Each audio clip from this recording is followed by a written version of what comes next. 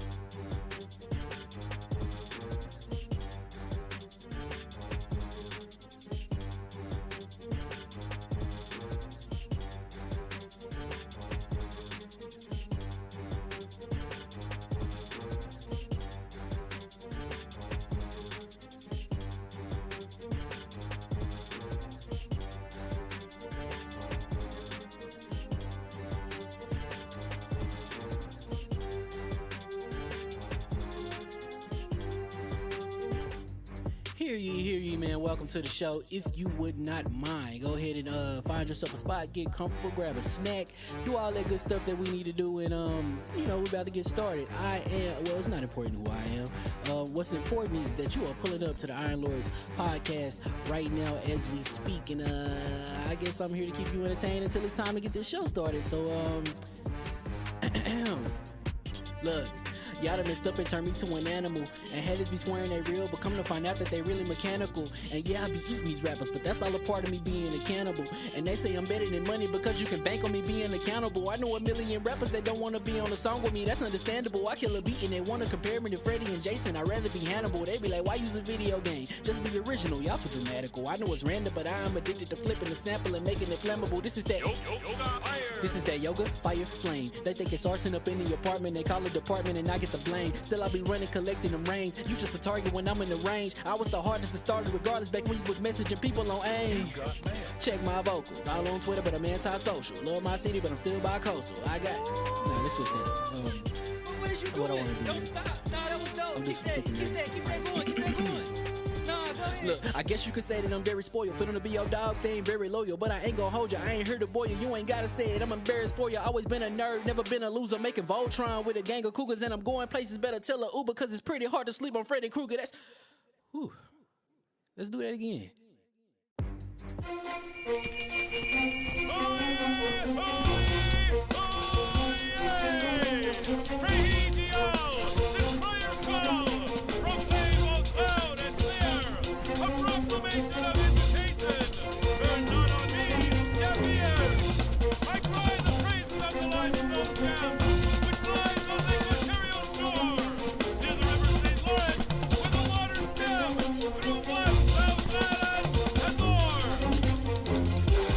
I'ma just chill and watch them and eat snacks in the attic. I wanted to chill with the pack and be like a young whoop, but then they would mistake me for addict. If I can imagine, it's cool to give you some advice, then invite your girl to your squadron. Cause if you don't give her that option, you gon' be single player like Sovereign. You gon' get tossed in the bushes by King David. Royalty and not a pretender. Detrimental to an elemental, what's an avatar to a knee bender? I gotta be me though. I know it's my destiny, work to Cognito. Who cares if you fly, if you still a mosquito? You swear you ain't stuntin', but really be Steve-O. You like to collect stuff and that's cool, but I got bad news. Even if you really was that dude, King David still be the king of the statues. Since a juvenile, I've been cursed with a curse to be musical. And if you hate it, we'll meet in the crucible. Other than that, then it's cool and it's beautiful. We let you know that your dreams are pursuable. Whatever you wanna do, then it's doable. If you got work on a Sunday, it's suitable. Cause you can listen to this in your cubicle on the Lord's Day. Woo. If you got work on a Sunday, it's suitable. Cause you can listen to this in your cubicle on the Lord's Day.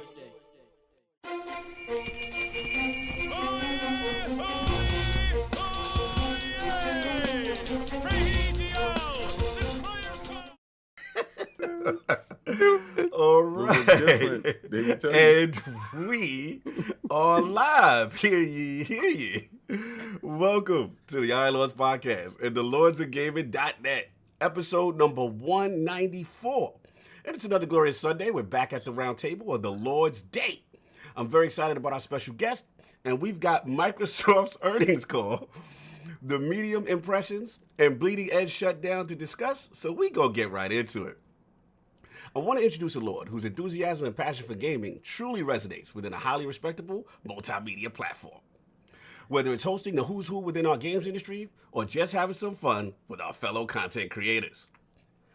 Introducing the co-owner of the news aggregation platform GameOnDaily.com and the host of the Go Live podcast on YouTube. The Lord forever swimming in the sauce. Especially rocking that ILP snapback on live stream. Live from London and making his debut into the realm of the Lords. My man, Lord Gaz of Game On Daily. How you doing, sir? Oh my God, I'm getting sick, bro. You need to get an award for that announcement. Jeez, that's the best introduction I'll ever get in my life. Much appreciated, brother. Speak for yourself. We ain't ever got that. Oh my God. Brother, you're a Lord. No, I'm gonna need to leave and then come back as a different entity entirely, and then I'll get it, man.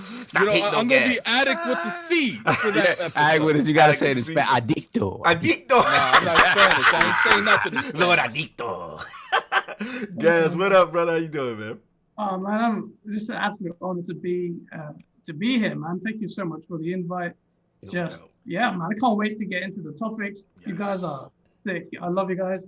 Love rapping all your merch. Yo, bro. When I be seeing, I'll be like, yo, that's love right there, man. I saw yours. I was like, yo, he got the swag on. That's fire. If I can get one of those banners behind King David, I would get that. Sell that for premium. That's being sold. That's being bought straight away. Okay. That's what's up. You gotta make it happen. This happy blue screen background. I couldn't have. No doubt, man. Salute. You already know. Yo, Saw, I think we got some super chat before we roll in. Yeah, we got to start off with Cedric H's $20 super chat. Let's go, fire. You already know, brother. You already know. Yes. We got Cat Daddy with the $5 super chat. Inferiority is the life of all other podcast intros compared to ILP. Salute, bro. Cat is the homie, man. He always give it up, man. Salute the Cat and Little Cat, because I see you out there, man. Yeah, doing this thing, getting no sleep.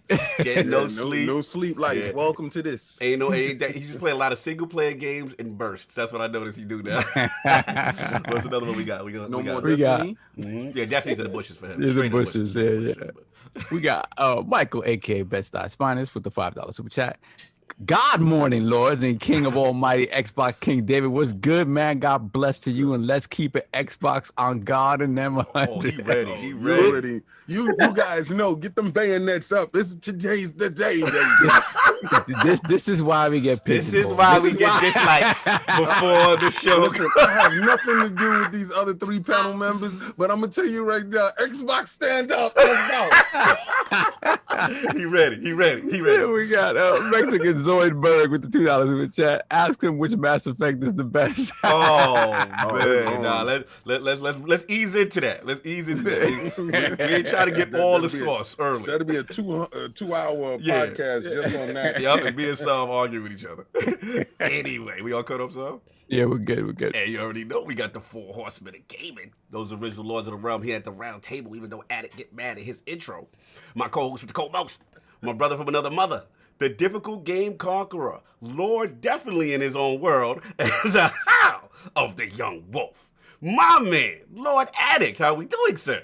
Doing pretty good. You know, I might be the lord of my own world, but you know what I'm the lord of? I'm the lord of that Eyes of Tomorrow that no one else still has. I'm shooting that in Gambit. I'm shooting that. Time out. King has it. King has joined the Eyes of Tomorrow. Oh, King, you didn't even tell me that? I got Why was King mad quiet about this? I see how he playing, fam.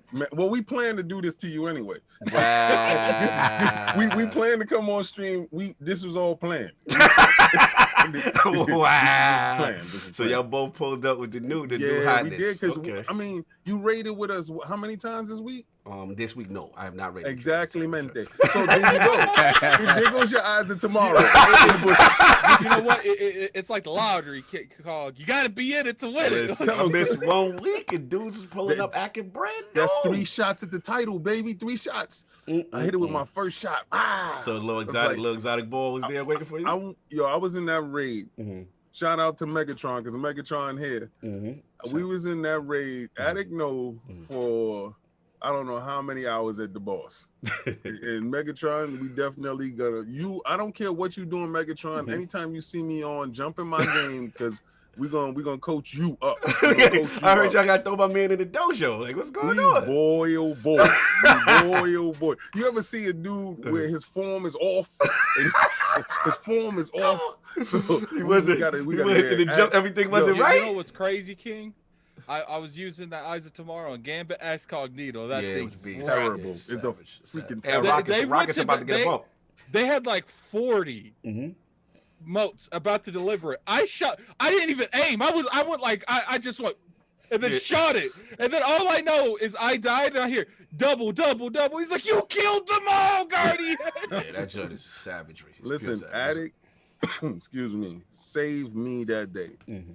Addict went to work and was playing on his phone from work Oh yeah, he a on savage. Wi-Fi He a savage. in the raid. Mm-hmm. If xCloud ain't that ish, I don't know what you on. But my man came in and he saved me from the bushes because I was about to die. I was in my house. I was Megatron in the crying. chat. Megatron in the chat laughing. He's got cloud. I don't care. And Attic can do no wrong to me. Mm. He was playing with us. Yeah. He left. He was on his console. Mhm. This is the greatest thing in the world. Yeah, I'm gonna tell y'all right now, if y'all don't know, he was on his console. Mhm. Say, yo, I gotta go to work.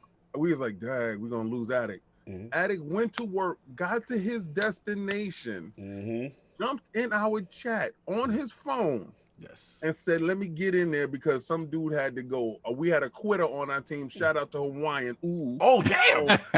Damn!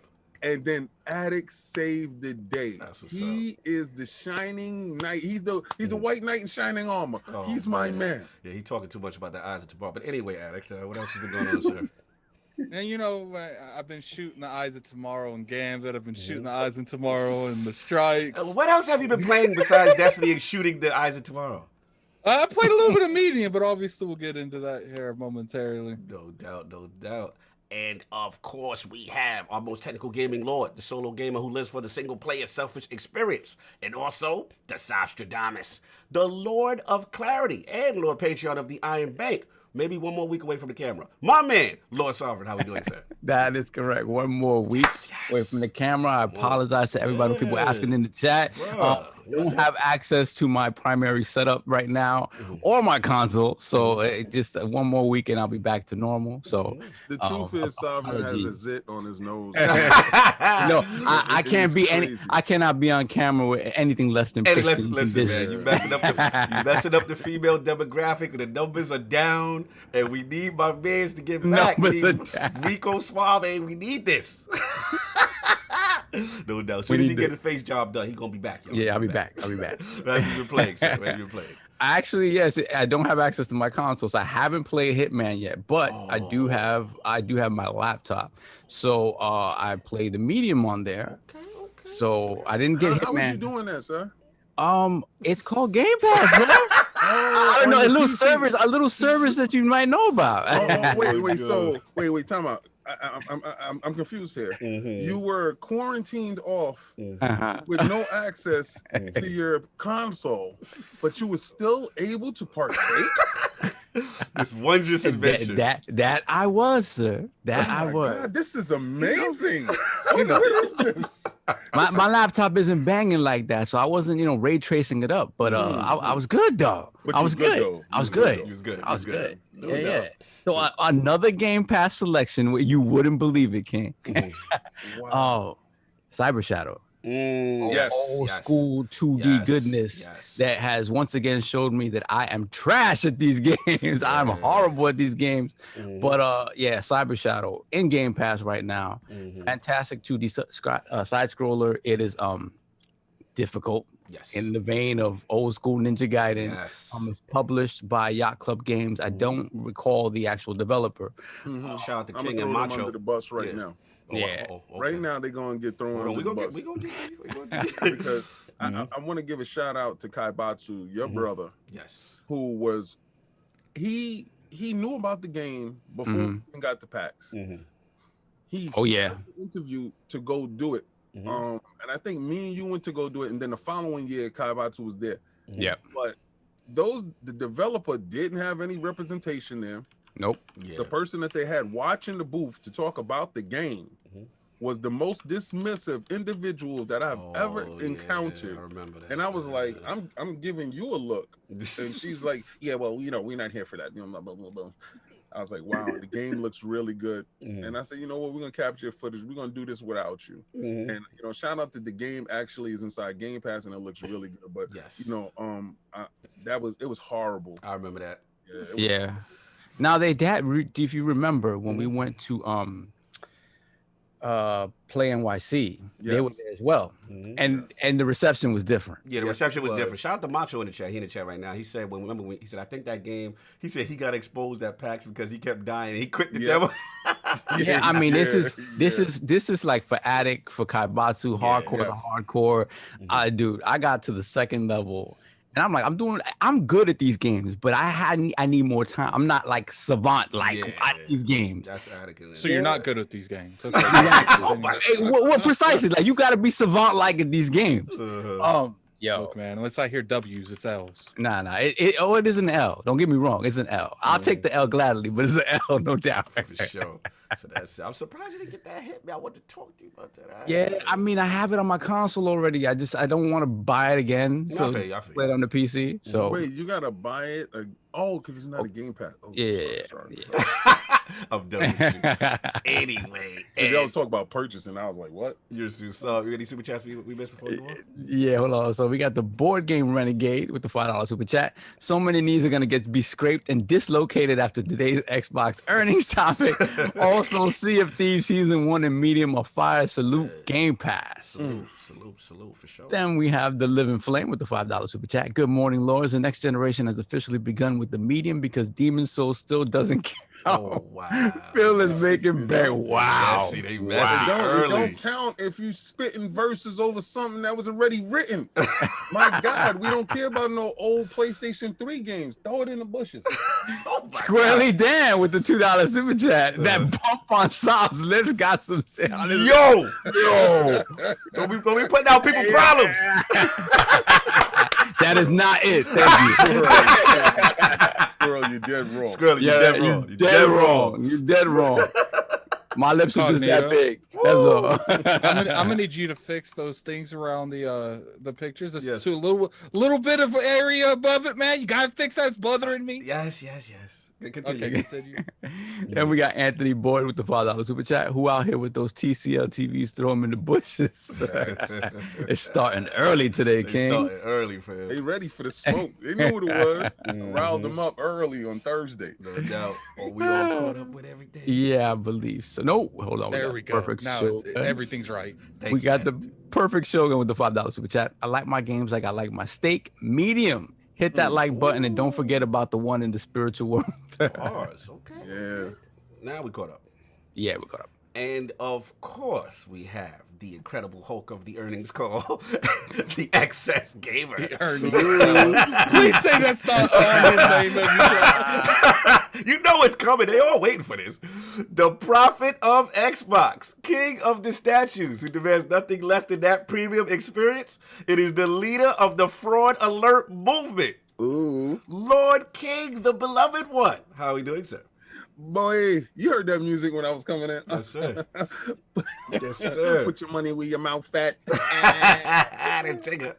If you bout that. You know what King probably did? Mm-hmm. See those stairs to the left of him, man? He probably did that dance going down. Yeah, he was doing the dance. He was shimmying on the way in today. Mario was dancing before I came in. He said, "Are you already, boss?" I said, yes, I am, Mario. You know what today is. First of all, I want to give a shout out to DCX. We had the live unboxing Saturday. It was successful. I saw Megatron in the chat. Stitch is always there. Also want to give a shout out to Stitch for helping with the raid the other day, getting us through that. Yeah, listen, Iron Lords Podcast Clan is the best clan. You can reach out. Back for Dead also helped out, and we got that done with people that are learning the raid. So we are a teaching clan, and we grow together. We teach. We get past stuff.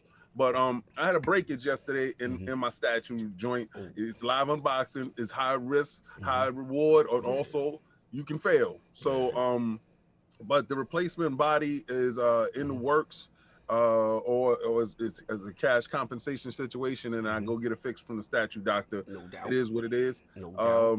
But what I've been playing this week. Let me just get the Game Pass logo up right now. I know it's coming, so let's get ready. Oh God! What was in Game Pass this week, sir? Do you feel it? Do you feel it? Do you smell what Game Pass is cooking? Oh, it's medium rare. Oh. I told you dudes, BlooberTeam, you should have launched the same day Cyberpunk launched. The hell with Cyberpunk. Damn. You said the hell with Cyberpunk. Dizzy agrees with you. It didn't even come out, but the medium is here. And of course it has a little technical issues here and there. We're gonna get into that. But I'm gonna tell you right now, because I don't, you know what, we talk about it later. But medium is here. No doubt. Also Cyber Shadow. Cyber Shadow is here. Yes. the games to play this weekend. Madden is the slickest company in the world. You got the Super Bowl getting ready to pop off. Everybody got football frenzy, and there's no football this weekend. So they give you Madden this weekend to get your Super Bowl fix in. Yo, that was genius. Because I downloaded it, my son downloaded it, he's playing it. So I think that was a stroke of genius on, and I hope it's available on PlayStation. I wouldn't know because you know, if a tree falls in the forest, I'm not there to hear it. Nobody knows. But I'm just saying, you know, over here on the Xbox, over there on your side, you know what is going on with Madden. Everybody know about that Madden over here though. if y'all got FOMO, sorry for you. They are giving a game, to your defense, they are giving like some type of Game Pass promotion if you play like an online game. Because I was like, all I gotta do is play an online game, I get 100 points, and them points add up just by playing Game Pass games. Oh yeah, for sure. Those points add up. They give you 1,000 every month if you get a certain amount of achievements and Game Pass games. Bro, I got a $25 Microsoft Rewards point just by playing for like 2-3 weeks. It's crazy. Megatron told me he has enough points. This was highly disgusting. He has enough points to purchase a whole PC table. Savage. That's what I said. I said, I don't have connections like that. I said, I don't know what you're doing. Shout out to Megatron. It's just if you cop everything digital, you're collecting points for years, man. Yeah. I've been doing it for years. If I had saved everything that I had, like I'd have a lot. You know what's funny? You know how like we you know, obviously IOP, we always invest back, we always get codes to give away and stuff. I noticed that since I'm buying those on my account. Oh, you're speaking. That's right. Yes. Speaking of Addict, remember we got something special. Yeah. I already pulled it up. Don't forget that. Don't forget the shout out when you do. But that's been it, sir. King. Yeah, that's been it. It's been High Destiny, Eyes of Tomorrow situation. It's been a crazy roller coaster ride with the medium that we're going to get into. And it's been, you know, little bits in here. The greatest thing, you know, my son and I game, and you know, he's 10 now, and he's upstairs, and you know, I'm downstairs, and we're playing, you know, games together. So Dope. And you know, it's out of control. I've never imagined anything like this and stuff like that. So you know, from a dad perspective, so you know, shout out to Cat Daddy Fat Sacks. And when your little one gets to the age that y'all could actually game together, you're gonna reflect and have this wild smile for no reason. It's a wild smile. Wild smile. So, Salute to the dads gaming with the sons. You already know. Yes. Sons and daughters. And the daughters. Salute. And the daughters. We got super chat. Then I roll in. We got Element Appeal with the $5 super chat. Medium is out. SSD is out. When is Sony releasing Returnal and their own SSD again? Night like this. Yo, wait a second. Did they ever release the expansion memory? Are they still running with the same old crusty memory that they got? Oh my god. Yeah, I don't know if the expansion. There's still no. There is still no hard drive. Fix that. There's no hard drive that can take the power of the PS5 right now. Oh man, they still in the bushes with that same old crusty memory. Savage. Oh, that's terrible. And I'm not even thinking about attaching an external to that. I don't know because it's unstable. That's unstable. You do something over there. Ridiculous. No, for sure. Like it's one of those things. Like nah. No. They don't give you your money back either. They don't help you. They just leave you out there. Moving on from King's messiness. So we have the living flame with the $2 super chat. King came down the stairs like Arthur Fleck. Yes. He did. Shout out to the hood. Shout out to the BX staircase. Shout out to the BX staircase. We actually know about that staircase. We live. Yes. Yeah. Oh yeah. We've been on that staircase. Joker staircase. Yeah. For real. Continue. And we got Lord Roughness with the $5. Oh, that's the homie. Lord Roughness. What's going on, Shine? Praise be the Game Pass. 18 million subscribers without Halo Infinite, with Bethesda yet to sign off, and xCloud still in beta. Hashtag. I'm sorry, sir. We rounding that number up. That's 20 million, brother. It said 18 million plus. That's you know King. How King does. You know how the King's math is. Yo, imagine. How do you round to the nearest million? How do you? I want to know, King. I want to know your logic behind raising it 1.5 million. Go. Well, okay. Well, time. You know, when they gave you the information, it was 2 days later. Oh, so yeah, it's 2 raining, days. man. Yeah, 2 days. It's Anyway. a flood, baby. They all coming in. Savage. What else we got, Sal? We got one more. We got Shroom Kingdom with the $2 super chat. King gonna get in his Michael Pachter bag later. Oh yeah, for sure. Ooh-wee, For sure. ooh-wee. Oh, we caught up? Yeah, we're good. We're good. All right. Oh my God, y'all so messy today. Time. Hey, yeah, definitely tough. And of course, we have the gaming ninja himself without Isaac tomorrow. LordCognito, just regular day in the hood for me. Just Don't give yourself Look, such look, a tiny. King has a feel to be God standing among mortals. time. Anyway, enough of that Isaac tomorrow talk. Anyway, yo, shout out to the last word, my boy E. Batis, my man. We had the young legend CB Gray. Salute CB, man. He pulls up. Yo, CB, if you in here, because you said you lurk a lot of times, yo, always give a shout out, man. I want to shout you out. Good dude in the community. He's Yeah, that was what's up. He's killing it, man. The most super talented. The kid can do everything. Has some great conversations. Check that out if you want your destiny fixed. Back for Dead. I see you up in there. A lot of guys up in here and girls I see up in Last Word, and I appreciate it. So that's love. Yeah. Other than that, obviously the medium. You know, we will talk about that later. What else I've been doing? Gears Tactics like crazy. I'm back addicted. I just can't stop. I still, you know, I'm going down this sword, y'all. Gears Tactics. Outside of High Busters, because High Busters is, I ain't gonna disrespect. But as far as cinematics in a video game, nothing touching Gears Tactics, man. Shout out to Splash Dash. Shout out to Giuseppe. I don't know. the I think team. Blur beats them. You haven't thrown it on your Series X, sir. Never thrown it on your Series X. Oh sir. my God. So you throw it on your You Series think X, what yeah? beats them? Bruh. Blair? Blur. Blur. Oh, he said. Blur. He said Blur. Listen. Let's He be said, Oh, in terms he of- said Blair. Have you seen? Blair I don't Witch? know. I What are think. you? What? I don't know. Halo Wars 2. Those, Yeah. those cutscenes are pretty Bruh. epic too. I'm telling you, man. Throw that. Yo, who tactics. did Blair Witch? That was That was the That's same Bloober. people who did Bloober, Medium. right? Bloober. Now, let me ask you a question. Mhm. Has anybody tried that game since they had a series? I I did, and it's still broken on console. Oh, so the frame Hey, rate. look, Keith was going somewhere with the that. frame rate is. They didn't go back to it, obviously, because the frame rate is still folded. Mm-hmm. I played it on PC, and it runs beautifully. Yeah. But ugh, Yeah, like I Okay, said, yeah, no, I couldn't get past the frame rate. I told people. No. Nah, I feel you. Yeah, you should give it a shot and see what's going on. But yeah, for me, like I said, I gotta continue to praise. He said, nah. So I gotta continue to praise Gears Tactics, man. Splash Damage, Coalition, the stuff they added for Series X. Then they're using us VRS tech. Shout out to Madz Gaming, who put us on lordsgaming.net. Right quick, gotta shout the home team. You know what I'm saying? But yeah, man, the tech that it's phenomenal. The Is it whatchamacallit? Is it co-op? I wish it was.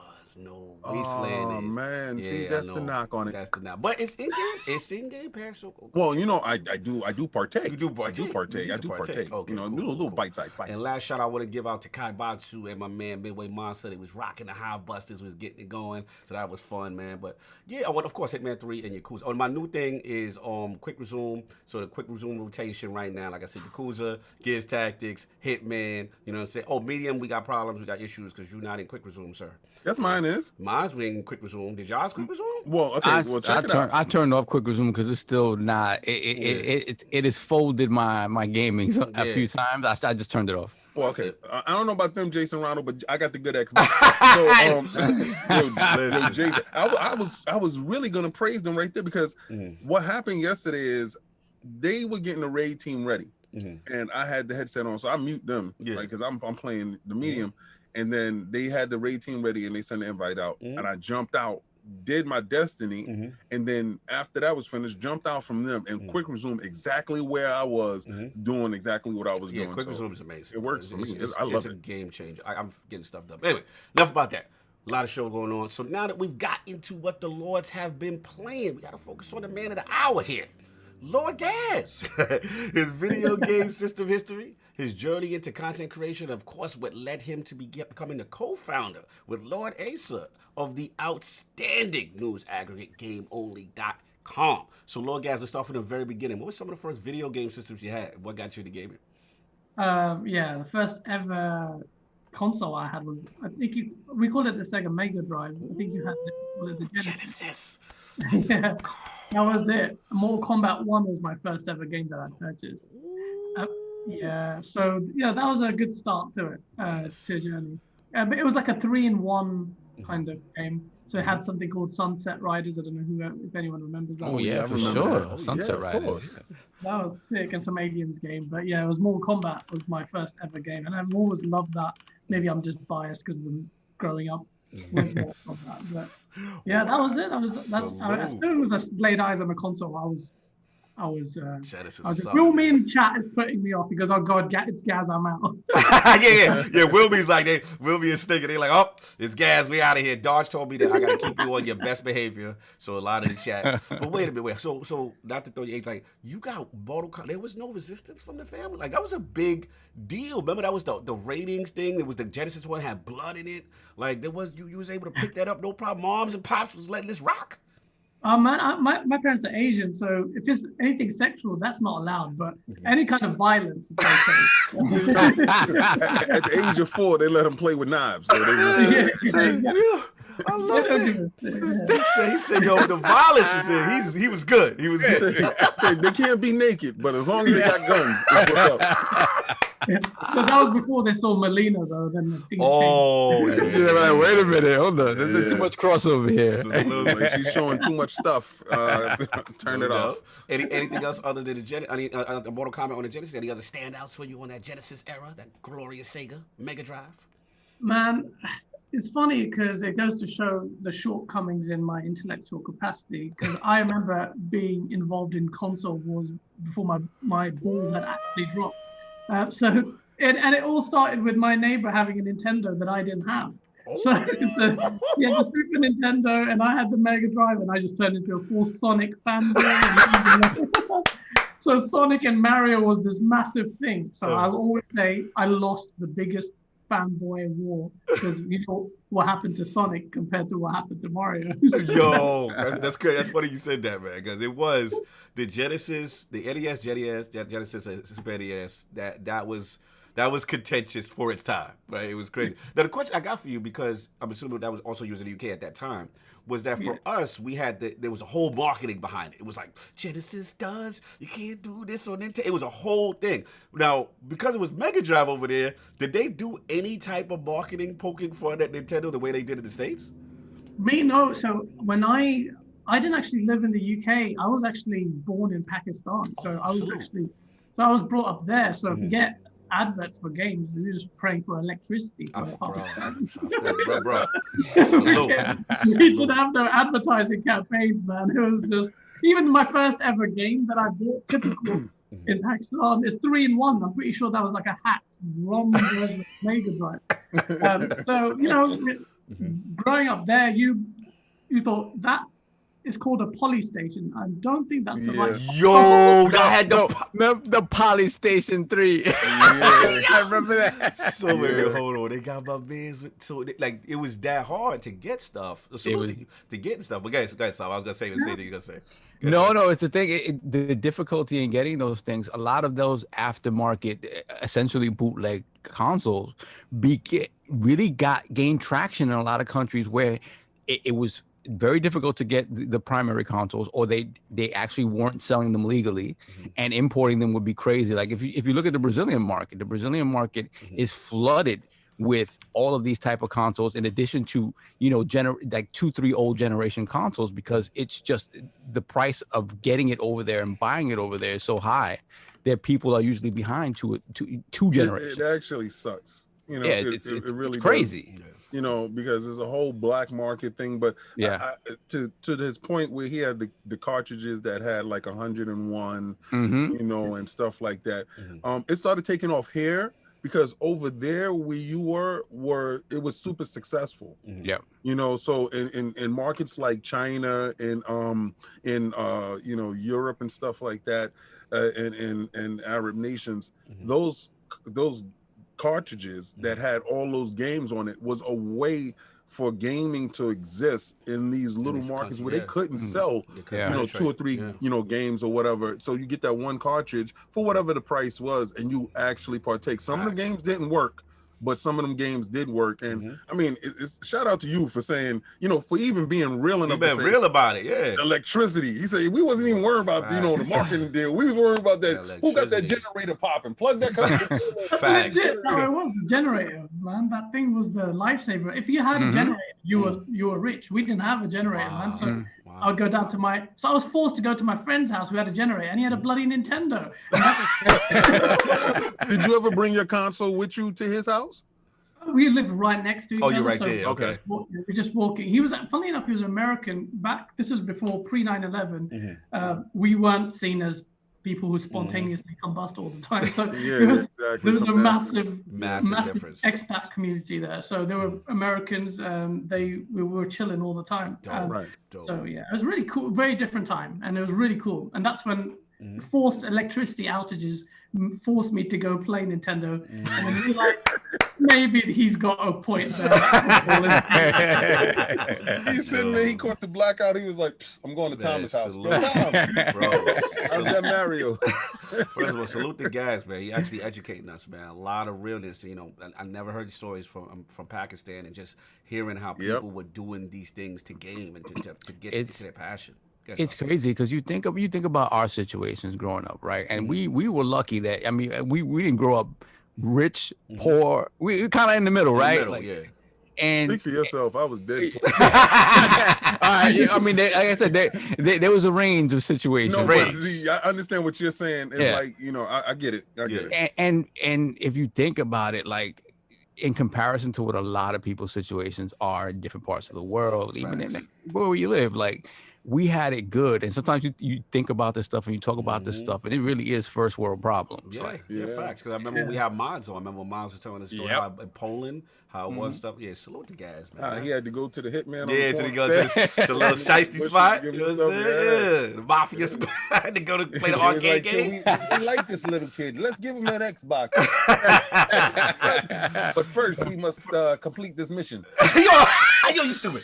Salute the Madz. Anyway, moving on. So then from Genesis, like, were you still able to continue gaming on other platforms? Like, what was your progression as you got older? So as I got older, I moved to the UK when I was 13. But as I was moving, the PlayStation came out. And with the advent of discs came lots of piracy, baby. Yes. I'm not promoting piracy. What I'm saying is, yes, we are. Yes, we are. If your console can get hacked, that's on you, Jack. Let it flow. So you can't tell me, being in Pakistan, that I'm not going to play pirated games. That was the only choice we had. I mean, we didn't make that distinction, so we didn't even call them pirated games. But what's funny is things turned, because before with the cartridges, we would pay a premium for the cartridges because they cost a lot. Yeah. But when the discs came out, then you'd see like the expat. You'd see, and honestly, true story happened all the time. We used to go to the shops, and these are like crazy stores, basically, man. It's just madness, and like Karachi. And you'd see like a white couple there, and they're like, "Oh my God, they're like me on holiday. This is so cute." And we're paying 100 rupees for 2 games. Jeez. They're paying 2,000 rupees for 1 game, thinking they're getting the deal of their lifetime. I just did the same game, just like you did, and we're just sitting there laughing.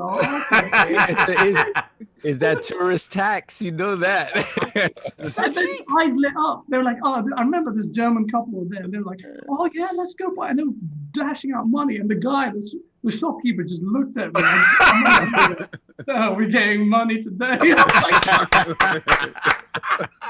Shout out to the shopkeeper. Shout out to the shice. Shout out to the shice. What was that? Elizabeth Street. Ooh. Oh yeah.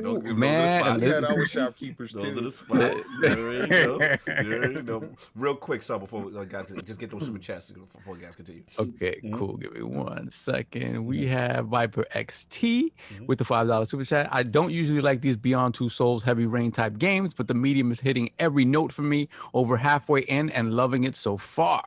We'll talk about that. You know what, they need to stop saying like Beyond Two. No, let's go for the crown. Let's go for the king, which is Silent Hill. Stop. Don't compare it to anything other than the top of the top. It's Silent Hill. Compare it to that. We're going for the top because Silent Hill has been not seen, so the king is dead. So my God, moving on with the super chats. Yeah, we got 108 Dragons TV with $2 for the chat. What's good, Lord? Shout out to the chat. Always lit. Thank you, brother. No doubt.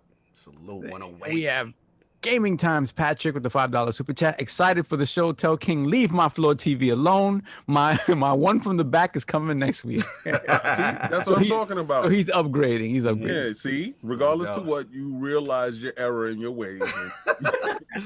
Yo, so, hold on, we got Boom in the shout out to Boom, Double Barrel Gaming. I see those videos, brother. You know what I'm saying? I see you out here moving and shaking. Salute Boom to is Boom. working. But anyway, yeah, Boom's definitely working. Salute to Boom, man. But yeah, like you say, so you would transition. You see the price differential. You know what I'm saying? Games. You're now getting that PlayStation popping. The discs are live. Did you have that CD folder of all those different? Oh, so you know it. You know, I know about that life. Solve introduced us. So question: what sort of modifications did your console have? Did you have the eraser with the paperclip, or did you have like a hard modification? Oh, yeah, a hard modification. We're not doing no razor little that. I remember those things people were talking about. No, you go back and get that fully modded. Nice. Salute to the mod community. We didn't do that. What you doing? we had the real technicians on site. Listen, we can't ignore it. It was a big scene during those times. So then from any standouts. That was the real Game Pass. Oh, that was Game Pass before it started. I'm gonna tell you right now. I think that's where the genesis of it happened. It happened from individuals that was using that folder, because I have folders on top of folders. Yeah, what? Somebody just sat there and was like, how can we make this digital? Listen, we were doing it before discs, because like King said, we went down to Elizabeth Street or Canal Street, and they had just come out with this machine that looked like a 3DO. It was like a big thing. And so we went in, right? And I don't understand the terminology yet, right? So I'm asking the guy there, I'm like, oh, so this thing plays copied games? He said, no. Backup. Oh. Yep. Oh, so you could copy a game? So no. Back. He thought I was a cop. He thought I was a cop.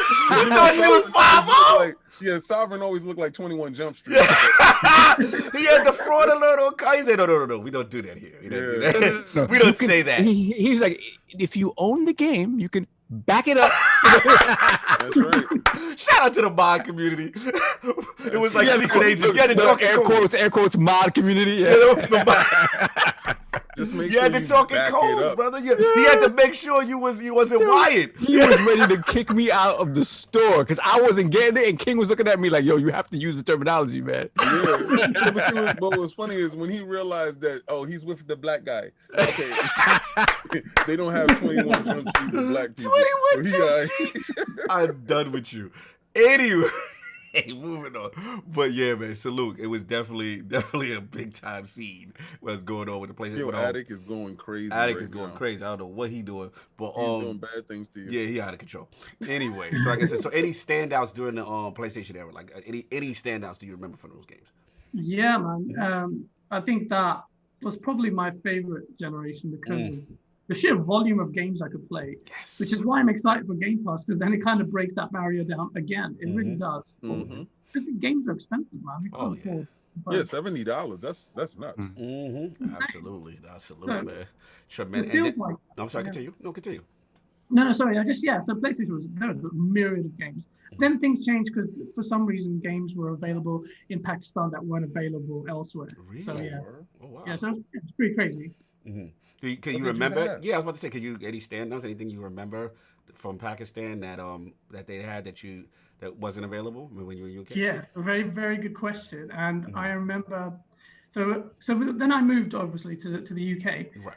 And you buy the gaming magazines, and the first 3D Mortal Kombat game. I forgot the name of it now, which Mortal Kombat it was. Yeah, maybe 5 or something. Yeah, I think it was something like that. Yeah, and reading in the magazines and being a Mortal Kombat fan, I was just like, oh, I cannot wait for this. But this game is due out in like a year in the UK. So I go to summer holidays to Pakistan. Is my mic is there? Yeah, your mic's there. Yeah, I don't know. Something's been going off. No, you good. My mic is you good. Continue, guys.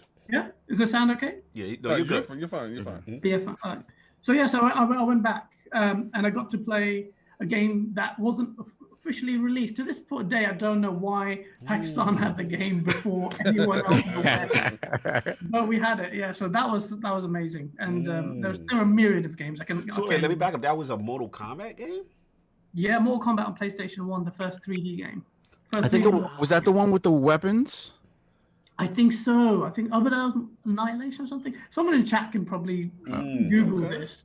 There was one with weapons that came out after the first 3D one. I think you're talking about the one on PlayStation 2. There was one on PS1. It introduced, what's that end boss with the witch? Shinnok. I think that was. Yes, Shinnok. Yes. So Yes, MK4 was the first one. Was it MK4? It was the first 3D one, yeah. Yeah, so it's Shinnok. Yeah. So shout out to Pakistan. Yeah, man, Pakistan's keeping it lit. Even now to this day, they're gaming and Game Pass. I'm hearing from my cousins back home, they are like because you can't pirate games now because of online play. Yeah, makes sense. So if they could, they would, but they don't. So they don't Game want Pass the feds to run down on them. No, but this is interesting perspective. Like I said, it's so cool to hear your history because again, just hearing the differences, hearing how to just gain access to games initially, then noticing how things have changed now. Like you're saying, like now there's like no pirating, like no one can get that, and then to see you talk about a service like Game Pass actually flourishing. You know what I'm saying, in the region, like that's pretty amazing. I just see all these different shifts in the industry. That's pretty cool. I'm gonna know after he gets past PlayStation. Like I'm trying to get to a certain zone. Yeah, no, I got you. So let's go to that zone that you after PlayStation.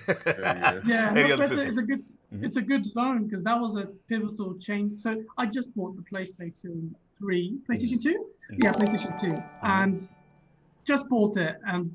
I saw this ugly box called the Xbox. My friend told me about it. I didn't know at the time because he just told me, hey, this thing's got an 8 gig hard drive. I'm like, what? And I wanted to hate the console because I just paid money for this PlayStation I barely could afford. And and I did, but I didn't know when I saw Halo, that was it. I was like, that's it, done. Khalas, like they say in the Middle East, it was done. And Halo was... there are very few games that I just watched every video of that, every magazine print, just staring at this screenshot of Master Chief.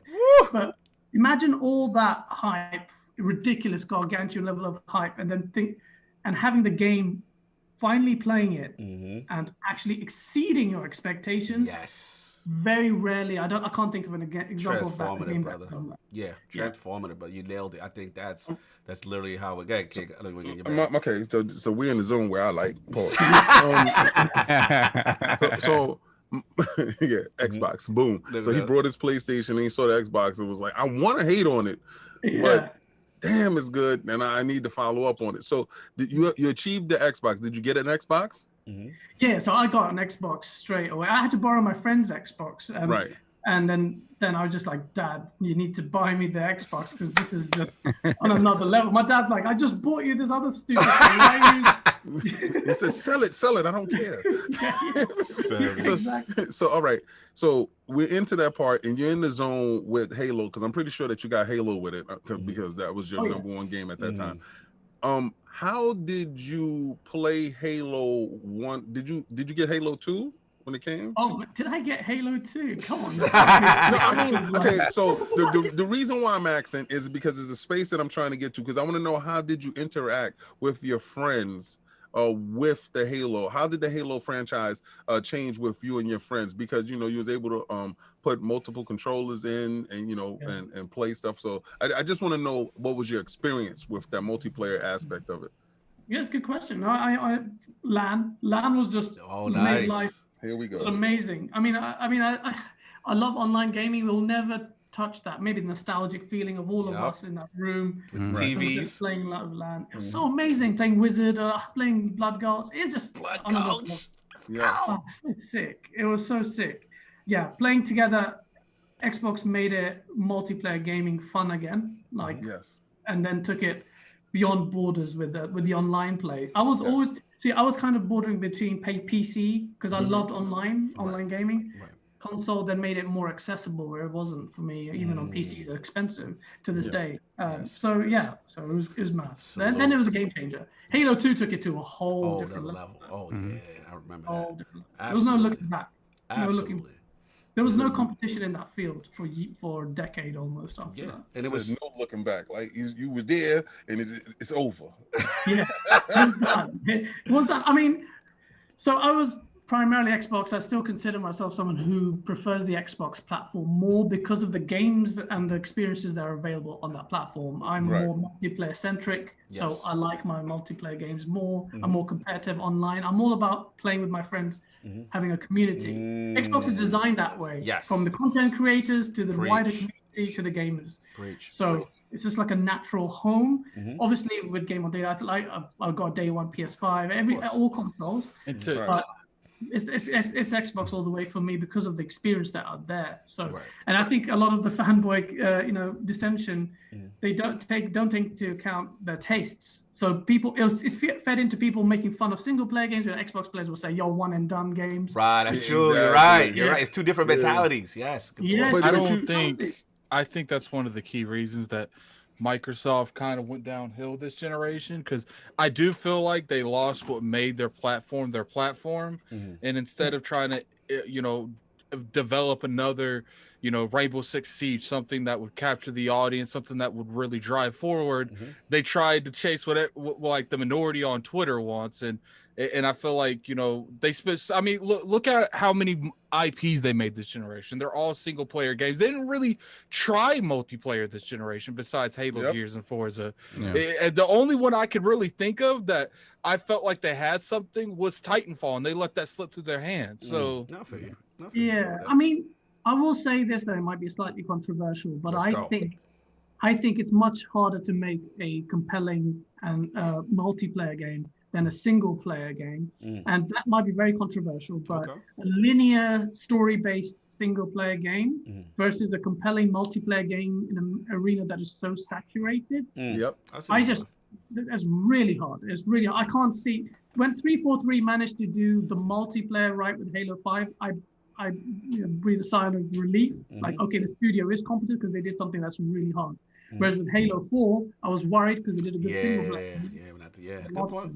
No, I hear where you go. I hear where you go on it. That does make a ton of sense, because and from the board standpoint, you want to make something that's going to give recurring revenue or recurring engagement from the same product, but doesn't feel the same. It feels different every time you play it, but it also gives you a reward that you have to come back to do this again.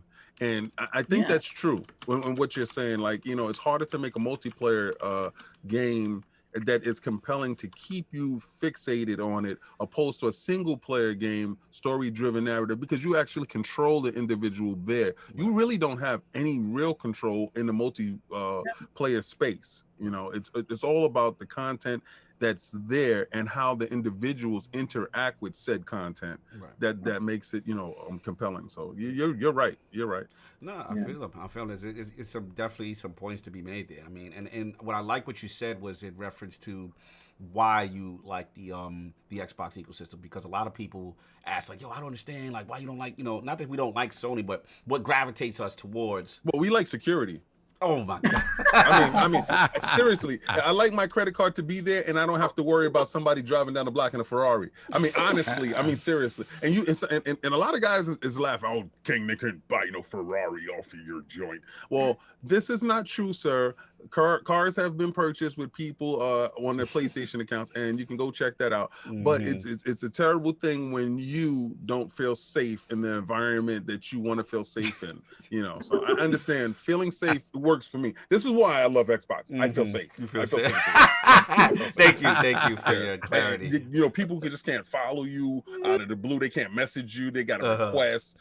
I really feel safe. Yes, I think we have established. Phil just envelops you in this warm little. Just out of curiosity, King, you feel safe on Xbox? I feel truly safe in the Xbox ecosystem. I don't really feel like I'm in danger. Okay. You know what I'm saying? Like, everybody should feel safe. That's all I'm just saying. Anyway, real quick, we gotta get into the chest because we going left. Before you start, I want to shout Lord Skew. I seen the pullover hoodie. Salute, I want to shout you. That did come up. You got this one. You got this one, right? Yeah, you got to get the zip up now. You got to get the zip up. You got the pullover. You see? Yeah, now all you need to do is put the beanie banger on it right there. So when you out, they're like, oh my God. Yeah, the beanies. I was in the gym with those. It was tough. tough out here. So, Soft, get the super chat before we walk. First off, let's give a big shout out to Lord Fozzie, aka Kendrian Hardy, for upgrading to Lord Gold, no doubt. Thank you, sir. Then we have Lord Michael Askew with the $20 super chat. What up, Lords of the Realm, Lord Skew, and Puppy of the Realm. Orion is in the building. Alex Cog, I got you. Yo, the puppy is fire. You got to see the puppy, though. Puppy fire. Yeah. Then we got Pixel Bit G, $2 super chat. Game Preservation Community, Chinatown. Yeah. Salute to the spots. The original preservation. Yes. That's for sure. They're keeping it warm. Then we got 108 Dragons with the $5 super chat. Shout out to JNL in Chinatown. Woo! Play the imported Street Fighter 2 arcade machines before they hit the arcades in the state. Many battles, no doubt. Shout out to Penguin Village as well. Penguin. Shout out to Colbert in there. He said we need Nike Air Force Ones with the IOP logo with the. I'm gonna tell you right now, if that ever happens, Well, said Nike. It's over. We need that. I don't even care if we get somebody to make remember the G Unit sneakers? Yeah. Make an IOP. I will wear them. I don't care how goofy we look out here. That's so crazy. I think we'll be sick. That'll be sick. And then, of course, put those crests in the chat for Lord Vogels Krieg joining the round. I haven't seen Vogels Krieg in a minute, man. Back, baby. What's up, Vogel? No doubt. What else we got? We're caught up. We're good. All right, cool. Look, man, tremendous gaming history. We could talk these games for long, but we never get the show done. But man, tremendous history. I love the perspective. Again, coming from where you come from, then going into the UK, still doing your thing, still continuing your passion for gaming. Awesome, obviously the Xbox era and all that stuff. But I gotta now ask about your journey as a content creator. You know what I'm saying? Just getting into it. So like, what did you start with, and what specific aspects kind of when you were involved with content creation first? So GameOnDaily, when it first was created, was it wasn't a news aggregation platform. We were like a journalist site. I started it up, and I was using a site called N4G, which my people might know. Yes. And so we're very quick. Well, I didn't want to badmouth the platform. It did give us exposure. We were the first people in the world to leak the Xbox One user interface. Wow, salute. Yeah. We did that, got us in trouble. Albert Pinello and all that. Albert Pinello came down on y'all? Yeah, because it was a bit of a scandalous thing, Everyone reported they invited us to the press event, and no one said explicitly we couldn't record it. So I thought, fine, knowing full well that the moment I go home and I upload this, shit's gonna hit the fan, and it did. But I did that, and it was a fun project, but. Using N4G, I realized the community was very toxic and lopsided. Lopsided in what pure Sony. If you bleed even a modicum of green hemoglobin, you were dead. So it was just not balanced enough. But at the same time, I met my colleague Asa. Asa, the legend. He's a genius, man. That guy has a trillion good ideas. And I said to him, look, we can do what N4G do, but better with other things that we haven't even launched yet because it's been heavy in development, man. There's so much going on and so many headaches.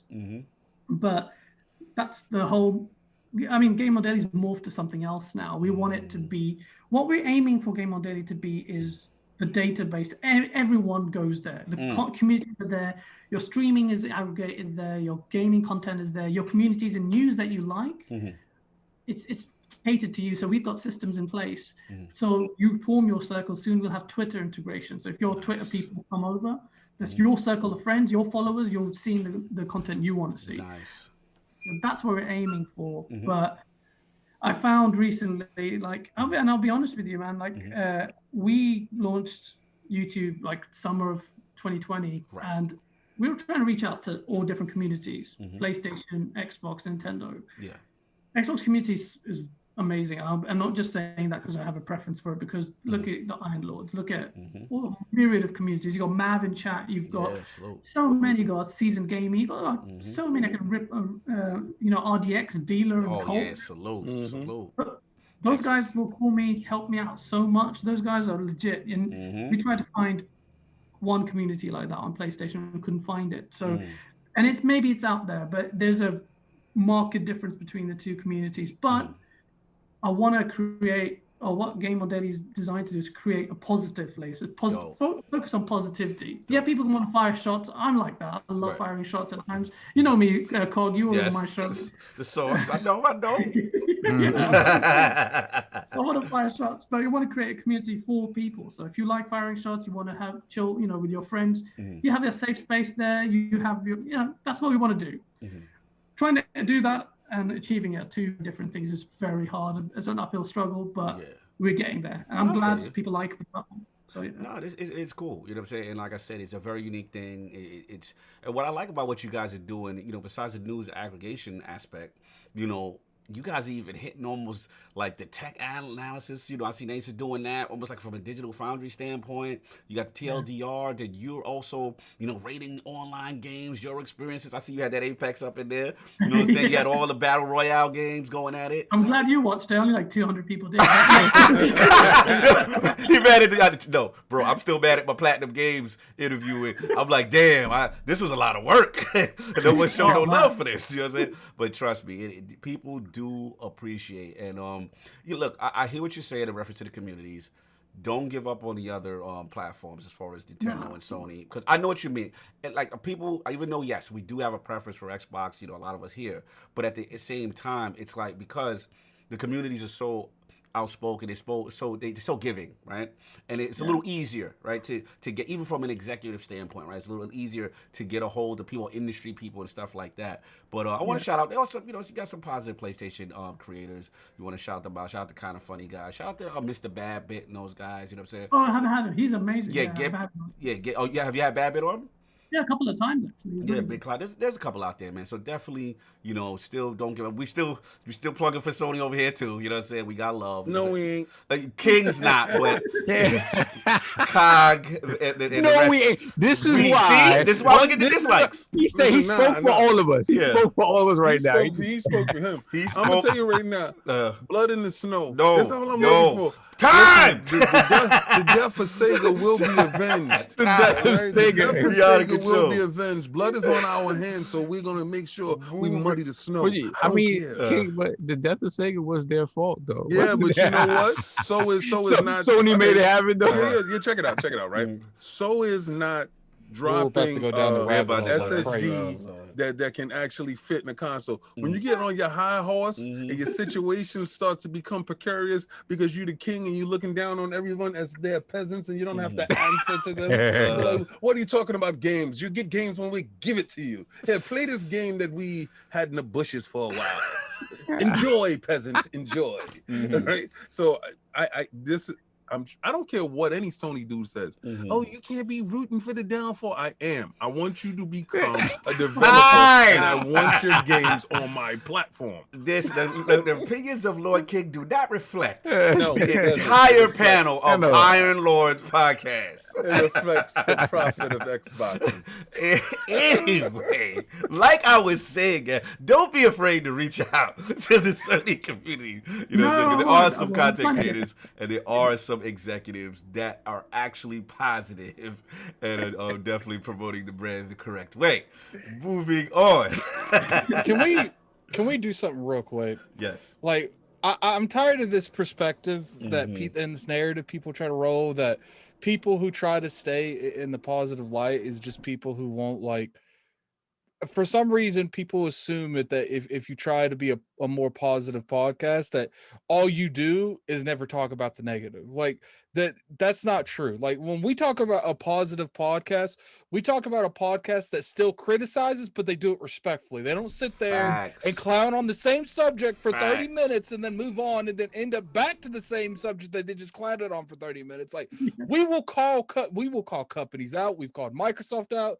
We've called PlayStation out. We've called Nintendo out. But the difference is between a positive podcast and non-positive podcast is we do it respectfully. We don't act like these people are just data on a computer. Like they're human people. And I get tired of people trying to use a positive podcast in a negative way. Oh, they're just yes men over there. If you say that IOP's a yes man, you have not watched one episode. Talk to him, Young Wolf in the building.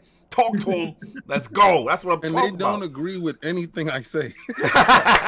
Thank you. And we need a disclaimer. The opinions of King reflect They don't agree with you got to see our background chats. They don't agree with 95% of the stuff that I say. I'm glad you said that. But I'm always right. When you're right, we give it up. When you are right, we give it up. We do give it up. But nah, salute the Attic on that because he's absolutely right. You know what I'm saying? You can still be critical. You can still be a favorite of something. And to me, it's just honesty and transparency. You can love something, but you can also be critical. And also the key is when you disagree, be respectful. The minute we see the disrespect, the personal attacks, you up out of here. It's off with your head. You know how it goes. Like small little jokes is one thing, but I see communities literally just like attack devs. Like, look, I didn't like the whole cyberpunk thing. I thought it was real slimy, but I'm not gonna go above and beyond to make like 1,000 videos talking mad smack. For real. Yo, you know what was on? We was in a diss record. I was like, oh damn, like that's what I knew. They dudes made a diss record. You know what I'm saying? They dropped Ether for us. I was like, yo, I ain't on that type of time. Anyway, moving on. We got to keep it pushing, man. But yeah, man. Salute to Game On Live, man. I love what you guys doing. Unique, the news aggregation, the fire. Like I said, I love Ace. We got to get him on. I love what he's doing. You know what I'm saying? Then you bring the sauce, the energy. So let's get into the sauce right quick. The last question I got to ask you, man. Like, why do you got to spice it up a little bit? And then I want to also shout out to you and Dodge, man. That video y'all put out was howling. So talk about the sauce and talk about that, man. Oh man, so that is just me, man, being mental. So the sauce comes to me naturally. I come from a region where there's a lot of spice in our food. And that, so talk that Pakistan talk. Let's go. Yeah.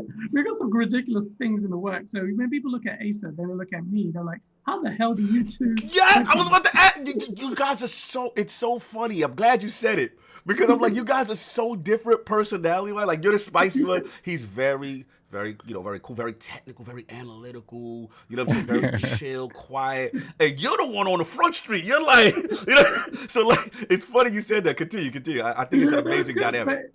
It's a good balance. It's good balance because, one side can go a bit too far than the other. So if I'm going wilding up too much, then he will, like, pull me back. He's like, no, you need to chill, man. These guys are wrong on this. You don't want to go crazy on this narrative, and it's just natural tendencies. We don't fake it, man. Like in our normal conversation, you see our WhatsApp groups. Facts. The fire is so crazy. If I harnessed even 10% of that and put it on our videos, we'd probably get banned.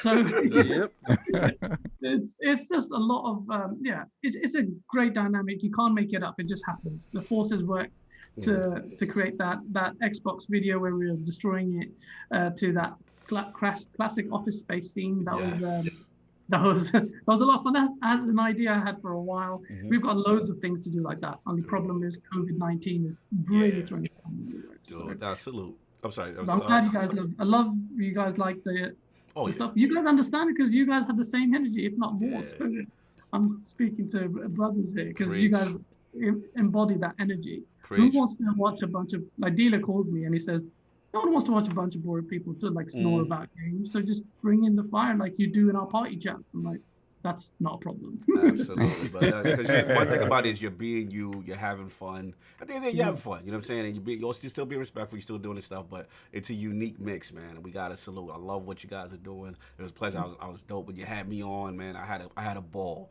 And that was a sick show. That was a fun show. That was a great show. And shout out to you, always bringing people in. And shout out to Dodge. Long live the sauce. Look at Dodge. Dodge, I gotta get you on too, man. I gotta get the Lord Crumpet himself and the Dark Knight. You know what I'm saying? The Dodge Knight. You know what I'm saying? With the animations that he doing his thing, man. But yeah, salute to y'all. Keep it pushing. Before I ask the final question, let's get to catch up on the super chat, and then we got Lord Brap in $2 super chat. Salute, Lords. Thank you, brother. Oh, salute Brap in the building. Basement Radio. I can't regame. What's up? Captain Flip Flop. Stop it. Again. He calls himself that, I just want to know how it is in that dead forest over there. My God. Continue. And we got Michael, aka Bed-Stuy Finest, with the $2 super chat. Cog, no. Let's be fair. Let's be fair talk today. King. Sir. He gonna speak for King. The King speaks for King. Please be clear. Continue. Don't worry about that. I'm proud to stand alone because when you win alone. Victories are sweeter. Continue. There's no King I over there- team. Was King over there? there, King over there screaming, "Hold the line!" Yes. Yeah, so Oh, then we got Noob Cybot with the $5 super chat. Shout out to the favorite part of my Sundays, ILP, always entertaining. Thank salute. I you. haven't seen that What's name in a good, minute. baby? Yeah, I haven't seen that Yes. name in a minute. Salute, Noob Cybot. Mortal Kombat references. You already know. You know what I'm saying? We all caught up? Yeah, we're good. All right, cool. So look, man, we got the sauce in the building. We gotta ask him those questions we ask all the lords in the realm that guessed. I need those top 5 video games or franchises of all time from Lord Gaz. Top 5. Jeez. Okay. Your personal. Mhm. I'll guess from number 1 for me it will be Halo. Like Woo. that's Okay. Okay. that. Although we'll see how Infinite turns out. That could affect it from the list. It can affect it massively. But I have high hopes for that. Salute. Quake would be a very close second. First Wow. Quake reference. Yeah, Quake 3 Arena was. I had a 56k modem, and even then I was learning stuff to the degree that I actually met the Quake 3 world champion called Sujoy, right? The first ever Quake 3 wow. world champion. Went head to head with him, and he was like, "I don't know how you're so good, even though you exclusively play on a 56k modem." And that was because I used to wake up at 5 o'clock in the morning, practice on nightmare difficulty against the last. That's what's up. So that's what's up. Yeah. So that was a game that left an impression for me. I think the other 5 franchises are a bit harder to say because they're all over. Though The Legend of Zelda, Ocarina of Time. Okay, you went straight to it. So Ocarina of Time. Okay. Ocarina of Time. Straight, that was nothing touches that feeling. Again, that's one of those. Like you saw the game, it looked sick, and then when you actually played it, it was a whole different ball game. Like, Addict, do you co-sign this? Yes. Ocarina thank you, Adam. No, Yeah, he said it quick. Yes, no yes. Skyward Sword? No. Okay. He said no. Yo, guess. He said no. Shout out to my man Dan Butchko. What up, Dan? God, didn't want to be associated with that. Like you smell something bad. Oh no. He said, You know how you smell a foul aroma? we didn't even bootleg that over here. I'm done. Moving swiftly on from that one. So we got I don't Halo. blame you for moving on from that one. Halo. GoldenEye. Ooh. It's not a franchise, but it's just amazing. Yeah, Game Boy franchise. Yeah, GoldenEye, Golden Fire. No doubt. One GoldenEye more. was, man, the N64 had some ridiculous. Yes. gems. Yep. Yes. N64 was revolutionary. Absolutely. One last one. The last one, I think instead of a franchise, I'll have to give it to a studio that I still think, despite what it's achieved, is not rated enough, and that's Respawn Entertainment, and that falls Titanfall, Call of Duty Modern Warfare 2. That was Infinity Ward that became Respawn. That's all. Apex Legends, yeah. Mm-hmm. Respawn are on another level. They haven't missed a beat. I don't care what you say about Jedi Fallen Order. Preach. That game was sick. Preach. That game was sick. Talk And on the Look something. at Collar talking like he played Jedi. On the Fallen something. Order. On the something. Because they had to get that 60 frame patch. Now I'm playing it. Addict loves to call fraud. Haven't made a whack game yet.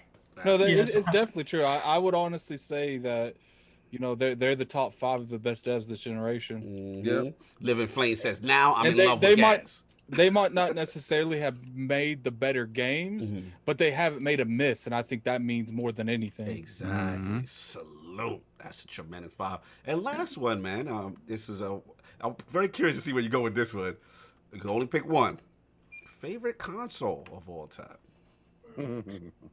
How are you gonna do me like this, Do man? you like I'm that? live on it. Oh, come on, Pakistan. Let's go. I'll have to be the Sega Genesis. The one who Yeah. started it all. Yeah, the thing that started it all. I can't.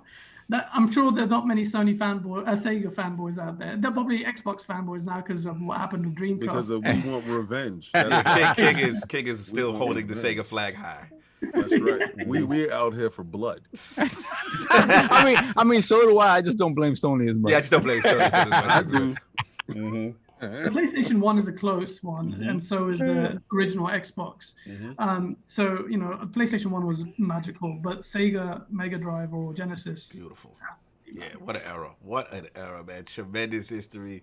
Man, rocking and rolling. I love these stories. It's good to hear different perspectives. And yeah, man, guys is on fire. The chat loving you. The chat loving you for sure, man. You know what I'm saying? So if you obviously you can still hang out if you want. Definitely, please rock out with us if you want. If you have to go, just let us know. Sal, we get super chats and get the poll. Yeah, we got Midway Monster with the $5 super chat. Glad to catch the podcast. Guys bringing that sauce. Woo! Have a great show. High Busters looks amazing. That's right. Yo, shout out to my man Midway. We be rocking. He was getting the hot. We was rocking with Kaibatsu, getting the high busters on. You know what I'm saying? Doing the gameplay. So we was rocking and rolling. Make sure you stop picking my character. He know the inside joke. But anyway, so we all caught up? Yeah, we're good. All right, cool, man. Let's get these poll results on. Guys, you good, right? You still rocking? Oh yeah, of course I'm here. No doubt, my man. So, all right, last week poll results are I in. say it's a problem, you know.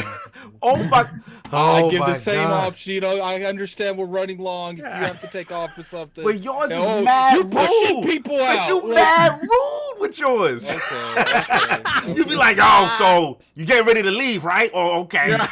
I never dare do that. I didn't think that my intro bit was such a prominent part of it. I was here to talk games, so thank you so much. Exactly. Out of respect, I just had to ask because we tend to go long. I'm gonna start actually being rude. You can see the difference. Oh my god! Oh my you God. got the name. You the new Lord Roughness. Anyway, Lord, last week poll Please don't ever say that again.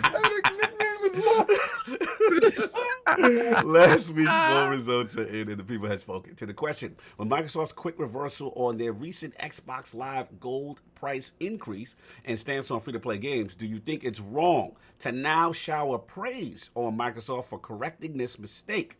The winner of the four-way ILP, it's not even four-way, it's three-way, ILP poll at 51% of the vote was Gamers One.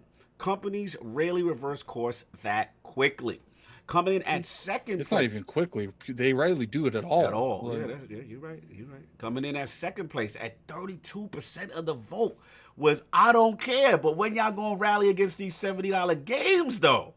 Facts. In last place at 16% of the vote was stop praising them. Microsoft should have never made the mistake to begin with. Lord, guys, what are your thoughts on this poll, sir? Yeah, so it's I kind of agree with all of that because respect to them for doing the U-turn. Shame on them for even thinking that was a good idea. And then it's gonna, like we talked about this yesterday on Go Live. And someone in chat made a good point that, actually that was Asa. Asa always makes good points.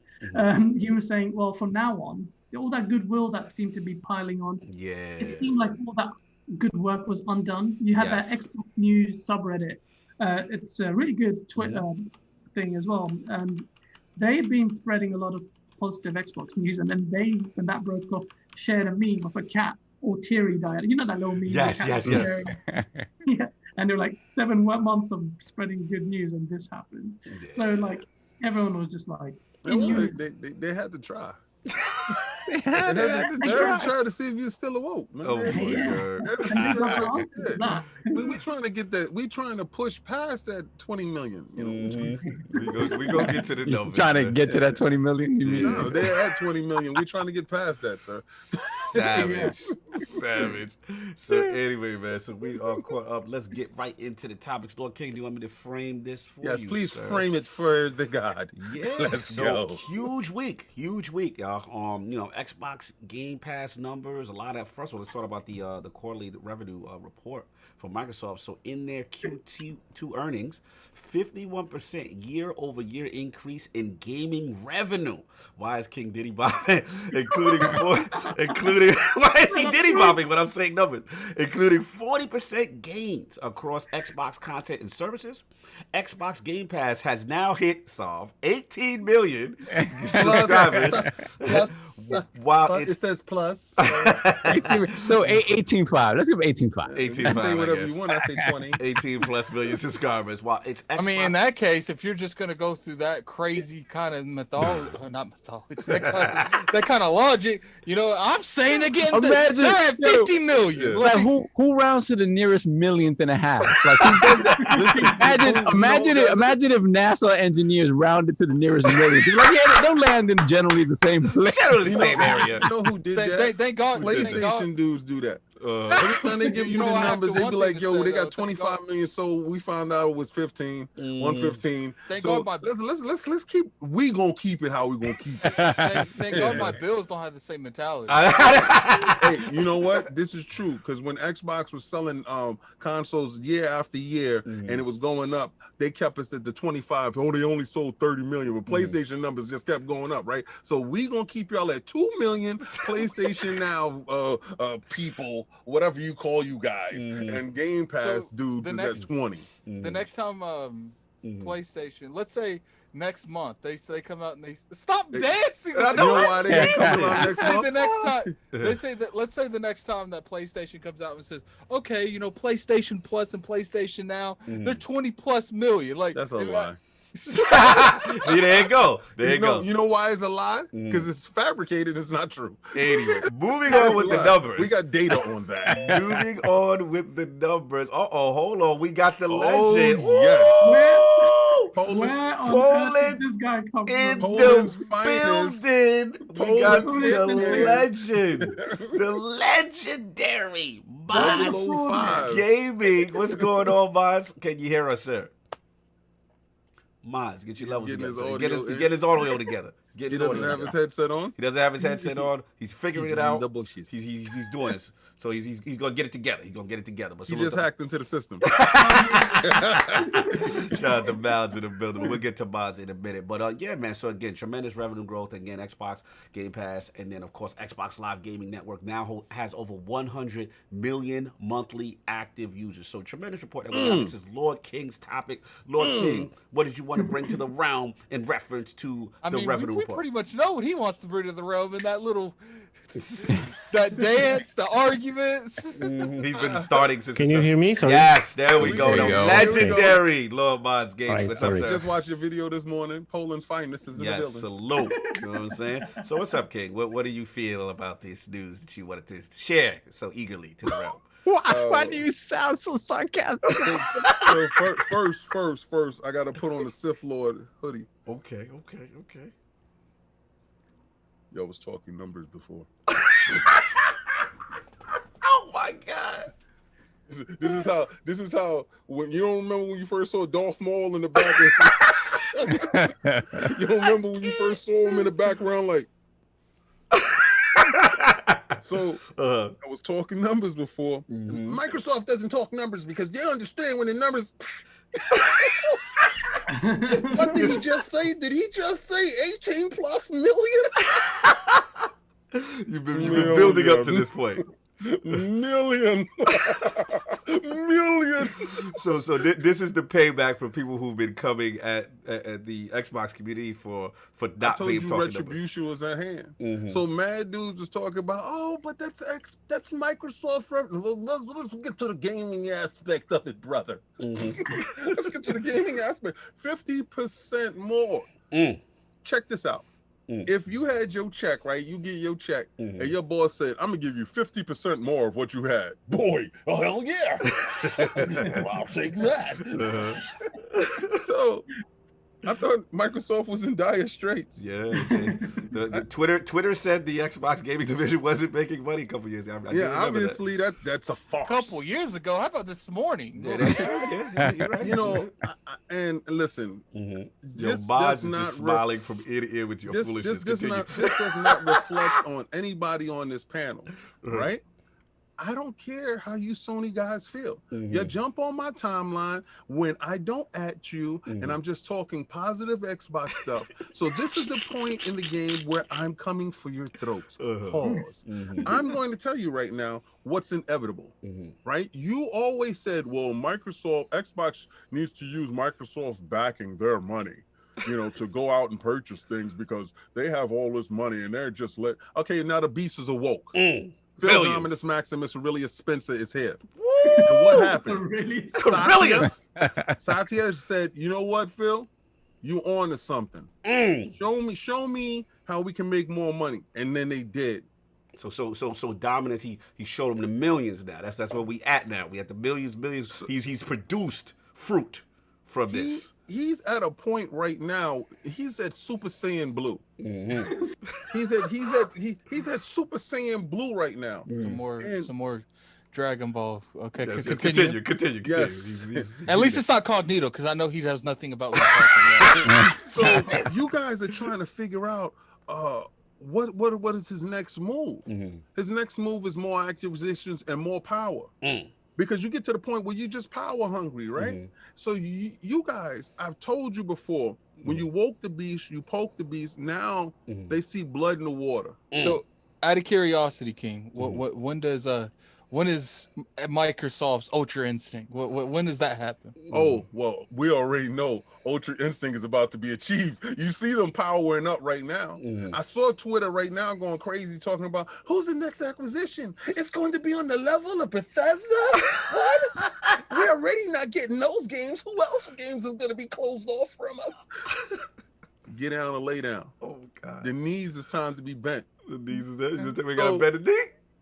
When are we going to give it up to them? When are we going to say, yo, you know what? Not for nothing. They are an entity within themselves. It's not Microsoft. They are generating this themselves. Factual. So you guys are saying, well, they don't have any first party titles that I care about. Well, somebody's caring about these titles. Millions do agree. Now, just to play both sides here, I'm going to take King's spot real quick. Cognito's spot.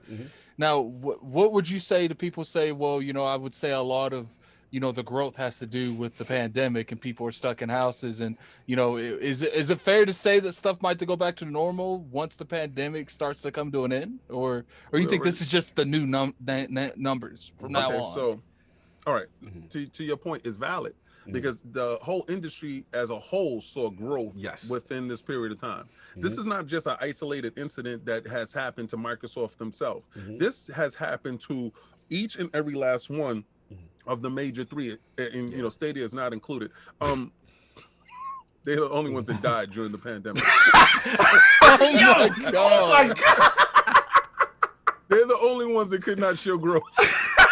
They're the only ones that got it and just was like, oh, we can't make it.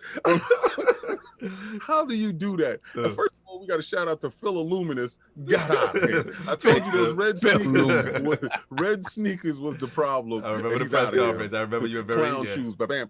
He's out of here. Get him out of here. Yes. Show him the door. But Nintendo has shown growth, and they continue to show growth with the same hardware, which is hard to do.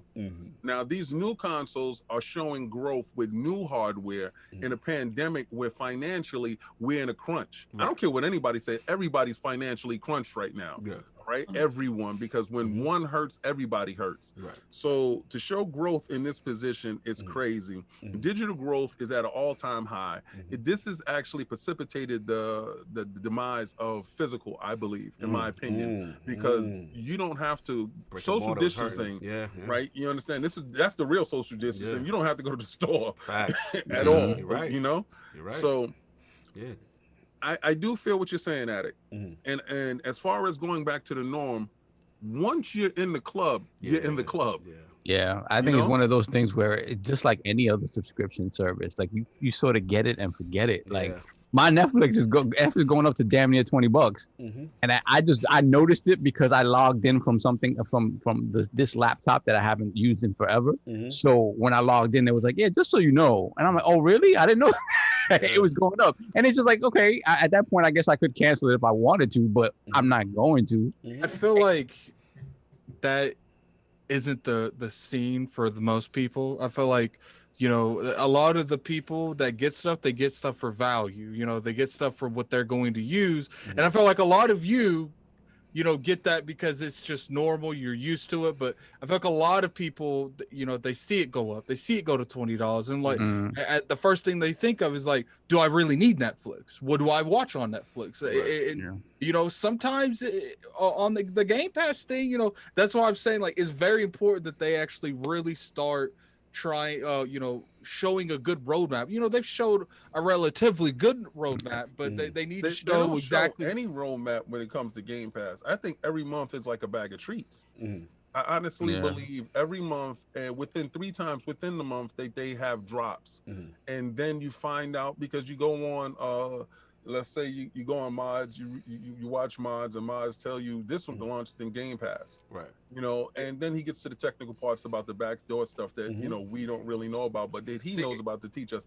But I feel as a whole, the industry is showing growth. Like you said. Yeah. I'll give you a good example real quick, King. When Stadia was giving pretty much people for 6 months for free.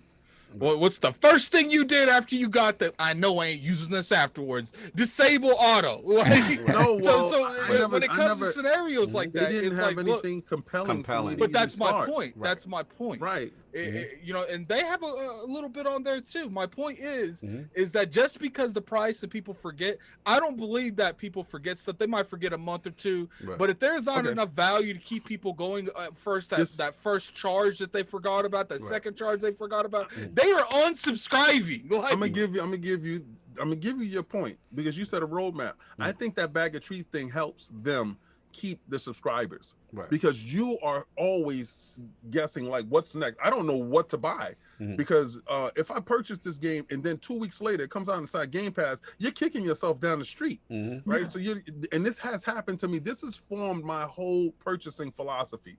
If I don't feel that a game is ever going to make it to Game Pass, then I buy that game. Now, I'm saying that so you said that they unsubscribe once they get to the deal part.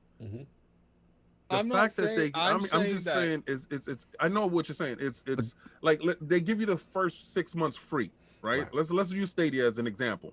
This is how they would have got me whenever they would have launched Diablo. Right? But they didn't. They said it's coming, and it still hasn't gotten here. And when it gets here, that's when I'm going to start my Stadia subscription, if it's not completely gone by that time. And then, like you said, I'm going to disable auto reoccurrence because they haven't shown the value in it. But to be at 18 million plus, that's growth. That's showing you that people see the value and they continue with the service. They staying in. They staying in. Because it grew from when it was what we was at. We was at 15 million, and I was telling you guys it was more than that before, right? And then I'm telling you guys it's more than that now, right? And the growth is going to show when this is the problem. These dudes wanted us to talk numbers, right? And I'm saying us because I'm game on Xbox, so I don't care. No, do I financially make any money from Xbox? Yeah, from whatever stocks that I got from them, which is not a lot. I didn't get rich when GameStop did what they did the other day. So I'm still in my basement with my statue. So when you see the background change, then you know I got rich. Continue. Right, but when you see DC statues back there, know that the bag is there. Yes, continue.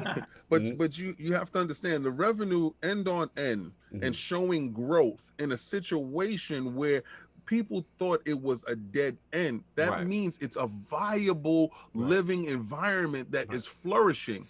And I understand the pandemic may play a part in some of this stuff, but that pandemic is not isolated just to Microsoft revenue. That pandemic is a global pandemic. So anyone showing any type of growth during this hardship is a positive. And that's one of the things that I'm saying. It's like, look, right now they see value because they're stuck in the house. Some people don't have a job. But this was before the pandemic. The growth was going up. That's the thing. But it skyrocketed during the pandemic. I think it catalyzed it. I think it's gone to the point of the casuals who would unsubscribe are the kind of people who would carry on letting their subscriptions run anyway. The Xbox the Game Pass is casuals don't. I have to disagree with you. Like I've worked at Dish Network. I've talked to multiple people about Netflix, and I've talked to multiple people about all the apps that's on Dish Network. People do not just let their stuff go wild like that. They don't. They might do it a month. They might do it 2 months. But sooner or later, if that service isn't having value, they are unsubscribing. And it's up that's the key differential between the two services.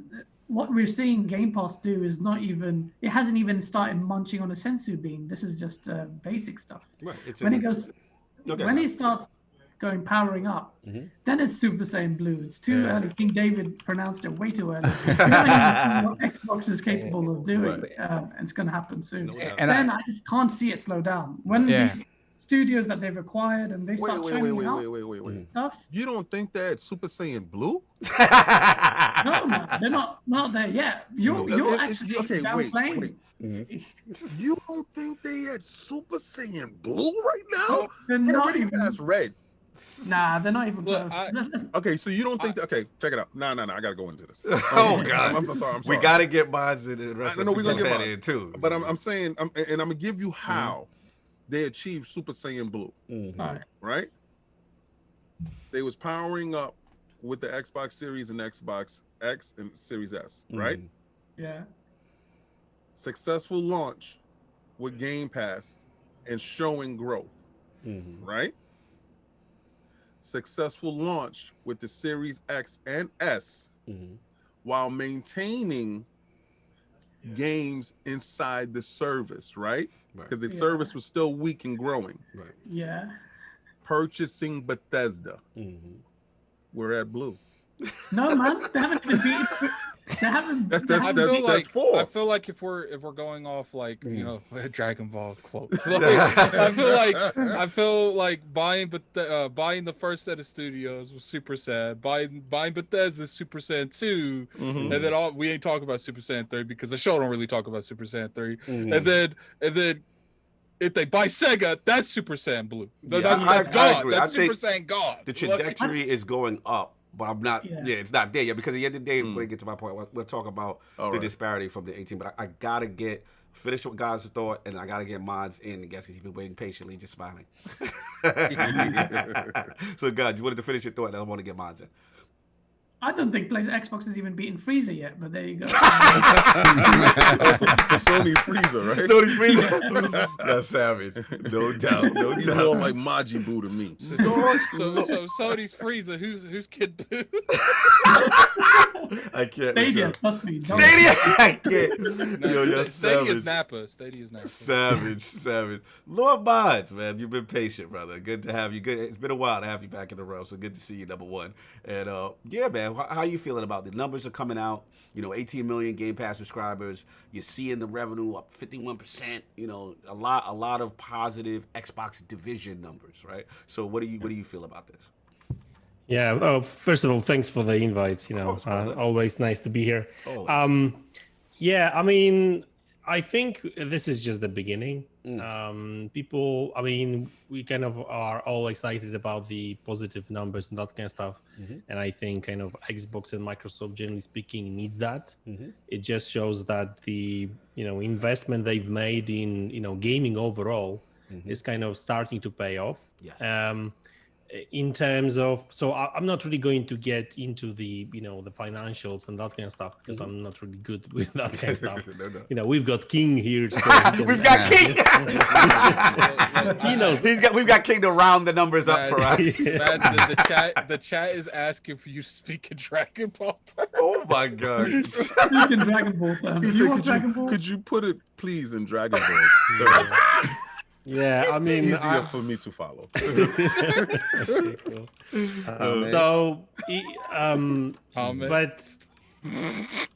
But in terms of Game Pass and the numbers and stuff, I think that they are just getting started because, like, if you think about the fact that, they haven't really released anything big in correct. Like, really since Gears 5. That's the reality of it. You could argue that maybe Flight Simulator on PC and Gears was I would count the PC part. I would count theirs for sure because that's still in the same service that you can get. So maybe that, but still, like, I've heard, and I'm not sure if that's legitimate information, but I've heard that like there's way more people on with Game Pass on Xbox than PC right now, right? So I guess once those games start hitting Xbox in the future, and I guess Medium is kind of like this small kind of gem, I guess. This is just the beginning. Right. Then we will start seeing those numbers because, like, right now, like King said that, they've got Bethesda and obviously all these studios and stuff, but realistically speaking, they haven't really released anything yet. Right.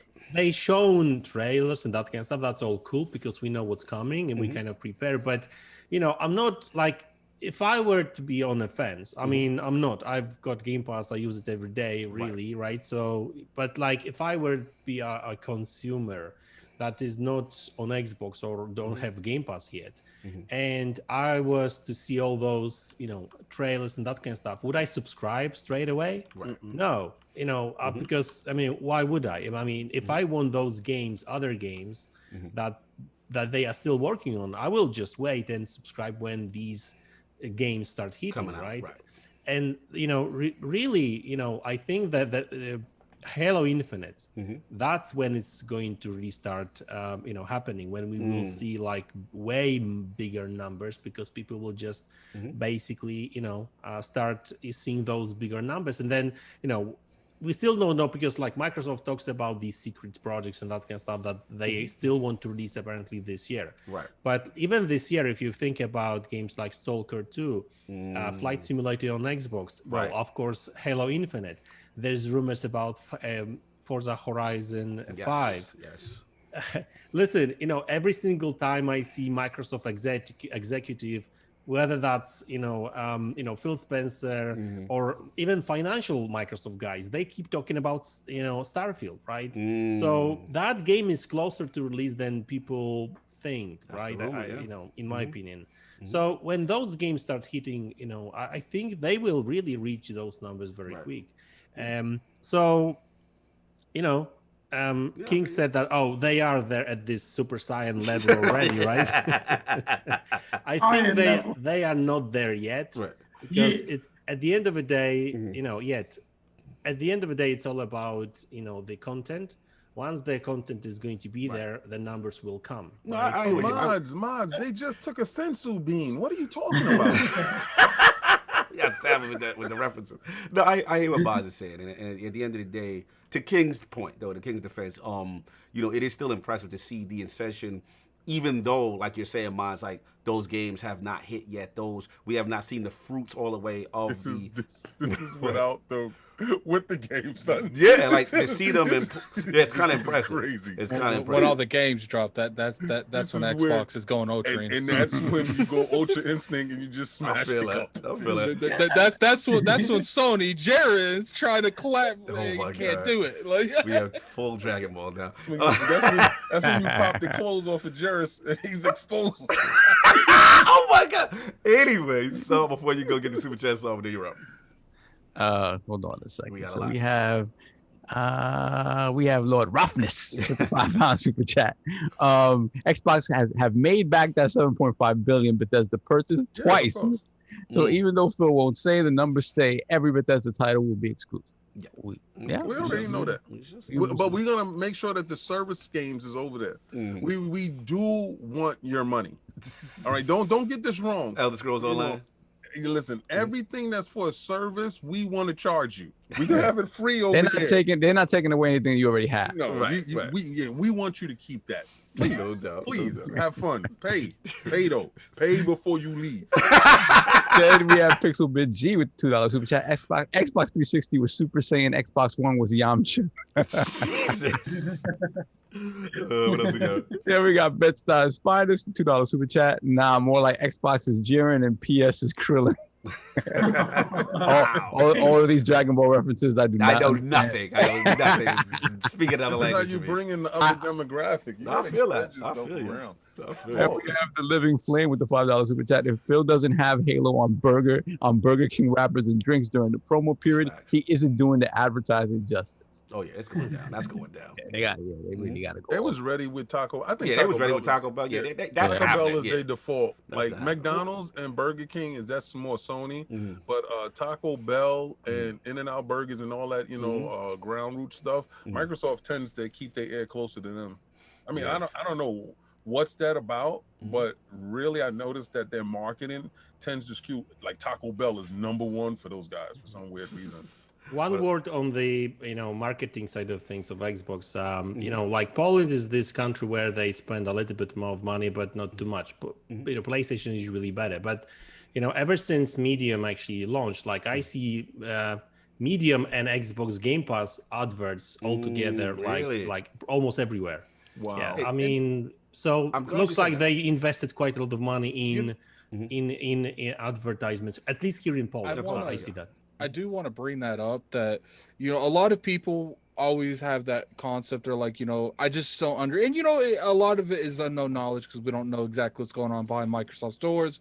But a lot of people are confused exactly like, how is Microsoft making money when they're spending all this money and they're, you know, only $10 a month, you know, the game's 60. It's like, it's aimed for multiple different scenarios. One, not everyone that has subscribed to Game Pass was going to buy the game anyway. Two, when you have an entity such as Game Pass that the games are going in, you no longer have to spend crazy amounts of money on marketing through all of the games. All you have to do is spend marketing Game Pass, and you have to market. Then you market the game with Game Pass. Like, so you're probably spending a fraction of the marketing that you were spending on the games individually when you're marketing them all together with Game Pass. But remember, Addict, the talk was, you know, everyone that's in the subscriber is a $1 subscriber. You know, they're bleeding money putting into this. It was just all this doom and gloom, and they gotta hope to, you know, recoup the money and, you know, all this stuff. Those are the same people that always be telling, oh, you know, I don't ever see Xbox on commercials on TV. Right. There's a reason for that. TV is on the downward spiral, like crazy downward spiral. Unless you're, when I was at Dish Network, I was always in meetings for this. Like, unless you're promoting on Monday night football, or you know, Sunday morning football. I think I don't know. Sunday afternoon, but you're close. Or AMC's The Walking Dead. You're not getting your money's worth anymore. You're just not. It's easier to what they call direct advertising. Just a la carte. Exact audience that they're trying to aim for. So you know, you get the big streamers, you get the YouTubers. That's who you want to market your stuff, and then you still market with the Super Bowl because we see Xbox stuff with the Super Bowl and stuff. You see, Addict knows marketing. You know, shout out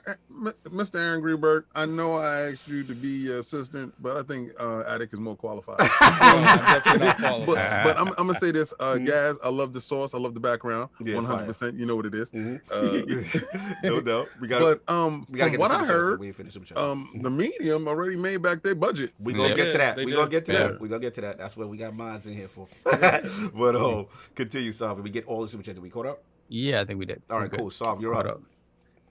I mean, listen, the growth was gonna happen regardless to what. I disagree with Addict in that I know that he's seen it firsthand that people do pay attention. There are people who really pay attention to these services they're paying for, and if they're not getting the value out of them, they cut them out. But I honestly don't think that is the majority of people, especially depending on the level of subscription that you get, right? Let's say when I worked at Dish, I would take anywhere from 1,000 to 3,000 phone calls a day. I would say Jesus, 200 to 300 of those were always about subscription services they want to cancel, because when they subscribe to something like Netflix on the boxes on Dish or you know, Hulu or whatever they're supporting now, because they ain't worked there in about a year and a half, like they think that you have to call us to cancel that. So think about it: 200 to 300 out of 3,000 to 4,000. That means the rest of them, assuming, right? We're just assuming the rest of them don't care. You gotta assume that a lot. First off, you know, not everyone not everyone is ignorant to the fact that you have to call us, so they're not calling in general. A lot of Dish Network's audience is the older audience. So they're not calling because they don't have the services. Like, all right. So then removing from that the TV aspect of it. I think the gaming audience is a little bit different. I agree. That's what I was about to say. There's two different audiences, y'all. Yeah, they're two different audiences, and I think the gaming audience, once you invest in a service like this, a Game Pass, let's say you're a casual player, I think just the fact that you know you're getting new games, regardless of what they are, on a monthly basis, I think that keeps the new player in, because it's like, wait a minute, I'm not someone who buys a lot of games. Now we're not talking about people forgetting to unsubscribe. Now you're talking about value that's keeping people on the service. Which is your argument. Yeah. But the argument we're talking about, how is growth going to continue once the world, quote unquote, goes back to normal? No, my argument was always that people don't just forget to unsubscribe to stuff. That was my argument. I know that, you know, because regardless, all the pandemic did is give people hands-on to try the service. That's Yeah, all it did. they had nothing else because to the people tried the service is like, I sat here for a month, didn't play one damn game on here. I'm unsubbing like that. But when people try more, you know, it's like our podcast. We have a great product. When people get more access to our podcast, they tend to stick around. So you know, you got to provide content, right? If you're not providing compelling content, then no one's gonna. Yeah, who's giving you the hot chip challenge? Like, talk that talk. I'm just saying, who's willing to die for you? Who doing them intros too, man? But shout out to Will. Is it still burning? He says it's still burning. He's in the chat trying to pick on me now. Where's Addicts? Yeah, out of control. Finish off. Nah, we are not. I'm gonna tell you right now, I'm not advocating nobody doing that challenge. Continue, so we gotta move on. Yeah, man. So for me, I think the growth is there. I think it's just going to continue to happen. And like Madz said, the bangers are coming, and that's going to entice even more people. Because the funny thing is, right, you don't expect necessarily hardcore gamers to all jump on it either, because hardcore gamers are very sort of picky and selective sometimes.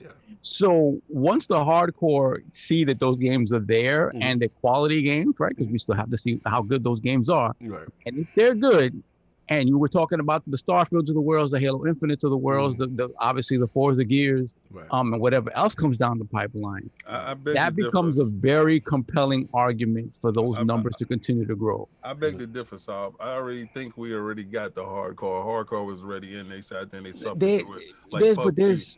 Yeah, but you know, okay, there's hardcore like us. There's hardcore like us that jump in for day one, right? On everything, right? But then there's hardcore. Then there's hardcore that's like they take really hard lines on things. Like, I'm not touching this because I feel this way, the other way, whatever. I got those dudes on my timeline. I know exactly. But see, those are the dudes that, you know, I think those are the cappers, be honest with you. I think those are the cappers. I think those out here cap and actually have Game Pass. I think they actually could be. Know, I think, listen, in my heart, I believe Christopher Hart has an Xbox. Christopher Hart right now is on the Series S. He's playing the medium, and he's in the corner quiet, and he has a different name and a different gamer tag. He probably got JW. He's probably JW. He switches up. He switches up like JW. Says, oh no. The thing is Game Pass was directed towards the people.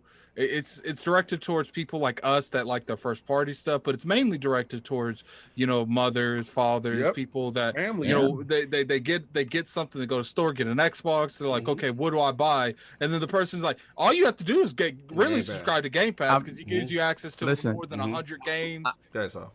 I tell you, I have two coworkers who came to me and they asked me about, you know, about Xbox. Their kids love Xbox, but they were not aware at all about Game Pass. And they asked me, he wanted this game, that game, the other game. Right. And I'm like, 2 of those games are on Game Pass. Right. What's Game Pass? And I'm like, what? Yeah, so many people do not know.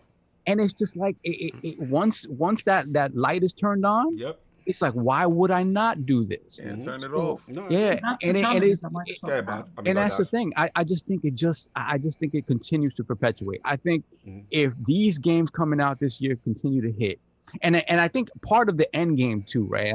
For Microsoft is once you start hitting that 40 million subscribers, 50 million subscribers, now the argument could be made to the third parties for big games saying, listen, you're losing money by not putting it day one in Game Pass. You're losing money by not putting this game day one in Game Pass on the Xbox platform, because guaranteed you're making X amount of money day one because of the amount of Game Pass subscribers we have. And Phil Spencer said that people are coming to them before Phil games are even. Maximus Aurelius Spencer, sir. Phil Dominus Maximus Aurelius Spencer. Did I write this down? Said that people are coming to them. Saying blue. I think that's whatever they're saying, whatever. Once they hit that, once you give me a big Ultra Instinct is the last one. That's all you need to know. Exactly, and that's when it's gonna fold again. See, this is y'all don't know how close y'all all to folding. You really don't understand how much he's at the end. Yo, Sav, this is for the Domino's players. He's at the end. He's getting ready to yell. Capicu. He's ready to slam the dominoes on the table. I'm telling you. No. We don't use other analogies. Okay, we're a Dragon Ball analogy podcast. Listen, this is the part right before the punch. You know the punch you boxing, and this is the part right before they wake you up and go. And then the guy's over. Over. And you're like, what the hell happened? And you got to watch the replay. You're not focused on what's real. It's the sleight of hand that's happening. So right we're now. that close, King. That's We are literally this close to the finish. And I told you, I said, Just started. that's the wild part, That's right? the bell ringing is Okay, all right. So get this. All right. Game Pass was built for the pandemic, right? No, I'm talking about it inherently takes advantage of the pitfalls of a pandemic, right? Not saying that they built it for the pandemic. I'm telling you that inherently, absolutely, they benefit. Right? It takes advantage. It fits perfectly into the necessity of the pandemic, right? Right. Okay, so now that it takes advantage of the disadvantages of said pandemic, right? And these consoles is releasing how they're releasing and they're getting in the wild. But at the same time, I know for a fact that there's not 18 million Xbox Series S or Series X sold. Right? So that means the install base is growing from the previous base that was already installed. Right? And also growing with the new base. This is the scary part. Now, as that grows and they're going forward, the games are not released yet to drive, like Addict said, the base forward. Now, as Sovereign said, the hardcore that put that line there, right? Those dudes that still holding out hope that Bethesda Games is going to be on another platform. They need to be show and prove. We come from the show and prove part. You know, we got to know if it's going to be there or not. Facts. Yeah, and I think end of the day, when we start hitting those numbers, it is gonna. I'm gonna be honest. I think it's gonna be on the PC side. It's the PC that's gonna drive it. When you see those numbers, because I think at the end of the day, we're still not gonna get the amount of consoles sold that they would like to see sold this year. It's not gonna happen. I think the growth is gonna be on the PC side. I think those games, a Starfield, a Halo day and date on PC, which we've never seen. Elder Scrolls. It's like that stuff starts to happen. In addition to maybe getting some big third party at some point when we're looking at a lot more subscribers. Dude, I'm gonna be honest. I think the ace in the hole is the PC side of Game Pass. The PC and the mobile side. Guys, you had a point. I know you wanted to jump in. I saw you before. Guys, you Sauce. I'm just. Oh, okay. I heard you had jumped in before, but all right. So one last word, if I can. Go ahead, Madz. Because you actually bring an interesting topic, like the fact that PC may bring the numbers, but also remember that there's Steam users. I mean, some people say that's like 200 million, active gamers there, right? So that's 200 million. That's a lot of people. But remember that Game Pass, I mean, I don't know how to call it right now. xCloud, is it still xCloud? Yes. That service is going to be available on PC this year. Now imagine all these, another like couple of hundreds of million of people with, low specs laptops. I mean, let's face it, like, most people have got like some sort of like, internet, a laptop that they just use for internet or whatever, right? Now the internet speeds may not be there yet with a lot of these people, but still, that's still a huge install base. So these people, all they will need is just a laptop, Xbox controller, and decent internet, right? So with all 5G, everyone has got the access to 4G right now and that kind of stuff. I'm not saying that every game will be good for xCloud and that kind of stuff, but there's so many people on laptops that may actually get into that service this way. We are definitely laptops. It's mobile. That's where the real. That's where the cake is at. That's where Microsoft is aiming squarely at. Why Amazon are going so ham at it. Google. It's mobile. It's coming. The fact that have you tried xCloud on my phone? I've got a Razer phone with the Razer. Oh, you flashy. Flashy, flossing. This is a Samsung S12, but the Razer, what's it called? Jungle Cat. Right. You just pop the controller and so it turns it into a Switch kind of. Yes. Play this with xCloud. Fire. I was playing Crackdown on my way to work on the train. Mhm. That the feeling of that, it wasn't perfect because the service has a lot of work to do. Yeah. But once that's on a 4G network in. But when 5G comes in, it's over. That's when King David, stop blowing your load too early. No. The reason why I'm not blowing the load early, I didn't say that he initiated Super Saiyan Blue. I'm saying he's at Super Saiyan Blue because, all right. And the reason why I could say this is because I saw the benefit of this. See, I already set that trap for you way before when the podcast started. I set traps the whole time. All right. So if you're watching for this said trap, I want you to remember this trap that I set for you, right? And you fell right into it. It was beautiful. It was a beautiful trap. I gotta let everybody that didn't know in the beginning. I was playing a raid this week. Attic had to leave. He was playing on his console. Yeah. He got to his job and took out his phone and proceeded to finish said raid. I feel you go. And this is the part of where you was talking about with that group, that phone group, right? Let's say, okay. And he was seamless. Attic was fantastic. You can tell me that he wasn't playing on the console. If he didn't tell me that he was on mobile, I would not know the difference, right? Oh wait, you talking about the night that I jumped on? Yes. I was definitely on my console, fam. Like, Oh, you brought the console to play. I brought the console to work. You brought it to work? He brought the whole Series X. He brought the whole Series X to work. Oh, okay. So I was running off. I was running off my hotspot. In your defense, the hotspot of your phone. In your defense, I have done it. I have done it. You know, That's what I call dedication. I swore to God that he couldn't take it to work with him. Excuse me for your flexibility. Look, man, like, I had a hunch that you guys wouldn't finish it. I couldn't let my people go like listen, man, y'all hilarious. Thank you. The fact that you can actually bring that to work. We're not even going to get into his work situation and how crazy All right, that was. we're exposing too much. We're exposing too much. Look, super chat said that I got to get my balls on. Let me see. We have Black Ronin with the $5 super chat. Xbox about to be the Juval Grace and 25th BAM in this game. See Tower of God, i.e. that whole book. I don't know. That was, I guess that was something. That must have been the Attic translation. The Attic, did he say anything, Jack Ball, that we don't need to know about? People got their references out today. Okay, never mind. The Attic didn't catch it, but it was, I don't know what he said. No, I'm not even looking at the chat right now. Juvio Grace or Juvio? Yeah, probably 25th BAM? What is 25th BAM? I don't know. Continue. That's definitely not Dragon Ball. Right? That's probably Yu-Gi-Oh. My bad. Ronan, please explain. Because Yeah, you got to explain the references. It's probably Yu-Gi-Oh. What else? It's a different anime. Oh, it's a different anime. Oh, okay.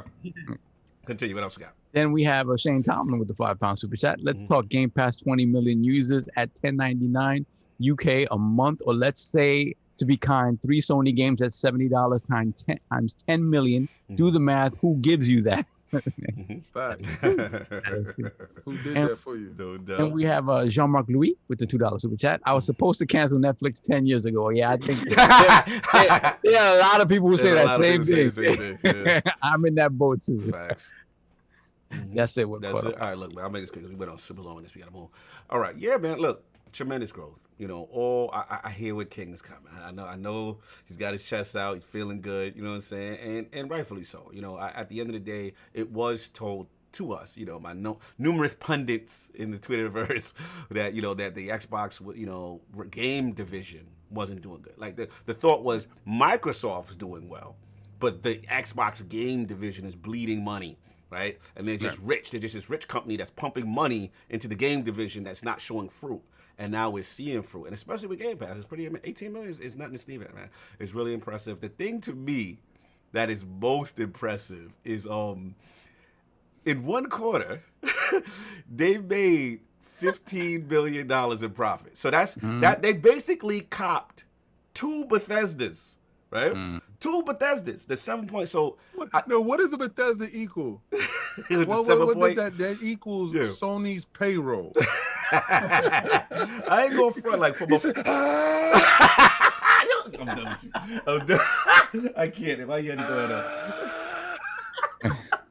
Look, we got to put the money talk up. But at the end of the day, it is interesting to me that in that one quarter, they bought 2 Bethesdas in a sense, right? So I just find it humorous that people would say, yo, they got to recoup. Bethesda got to go on all the joints because Microsoft has to make this money back. I just find that hilarious. So, we'll see what happens with that at the end of the day. But and the last thing is, as far as the bigger picture, to Madz' point, right? You got the 18 million, but then you still got the 100 million gold users overall, the Xbox Live. So that's still 82 that they want to convert, right? That still has to be the goal. We know the snafu recently. You know what I'm saying? But it's because they're looking at it like, yo, they want to convert these guys. They just got to figure out how to do it. They just don't need to strong arm people into jacking the price up 2 times, right, guys? They don't need to strong arm nobody into it. They just got to figure out a way because that's the thing. They've got this tremendous growth. They got 100 million. 18 is great, but they really want that 18 to at least like 50. They want to keep that pushing. You know what I'm saying? So, look, it's at the end of the day, it's good news. You love to hear the growth of the industry, especially for Xbox, the game division, because that was the rumor. Oh, they're not doing well, this, that, and third. So we'll see what's going on. But we got to move on because it's a lot of show. Solve, TheMediumGame. Yeah. So the Medium came out on Thursday. This is the 4th game from BlooberTeam, the developers of Layers of Fear, Observer, Blair Witch Project, and of course the Medium. So it came out on Game Pass day 1. And I'm enjoying it. I'm enjoying it.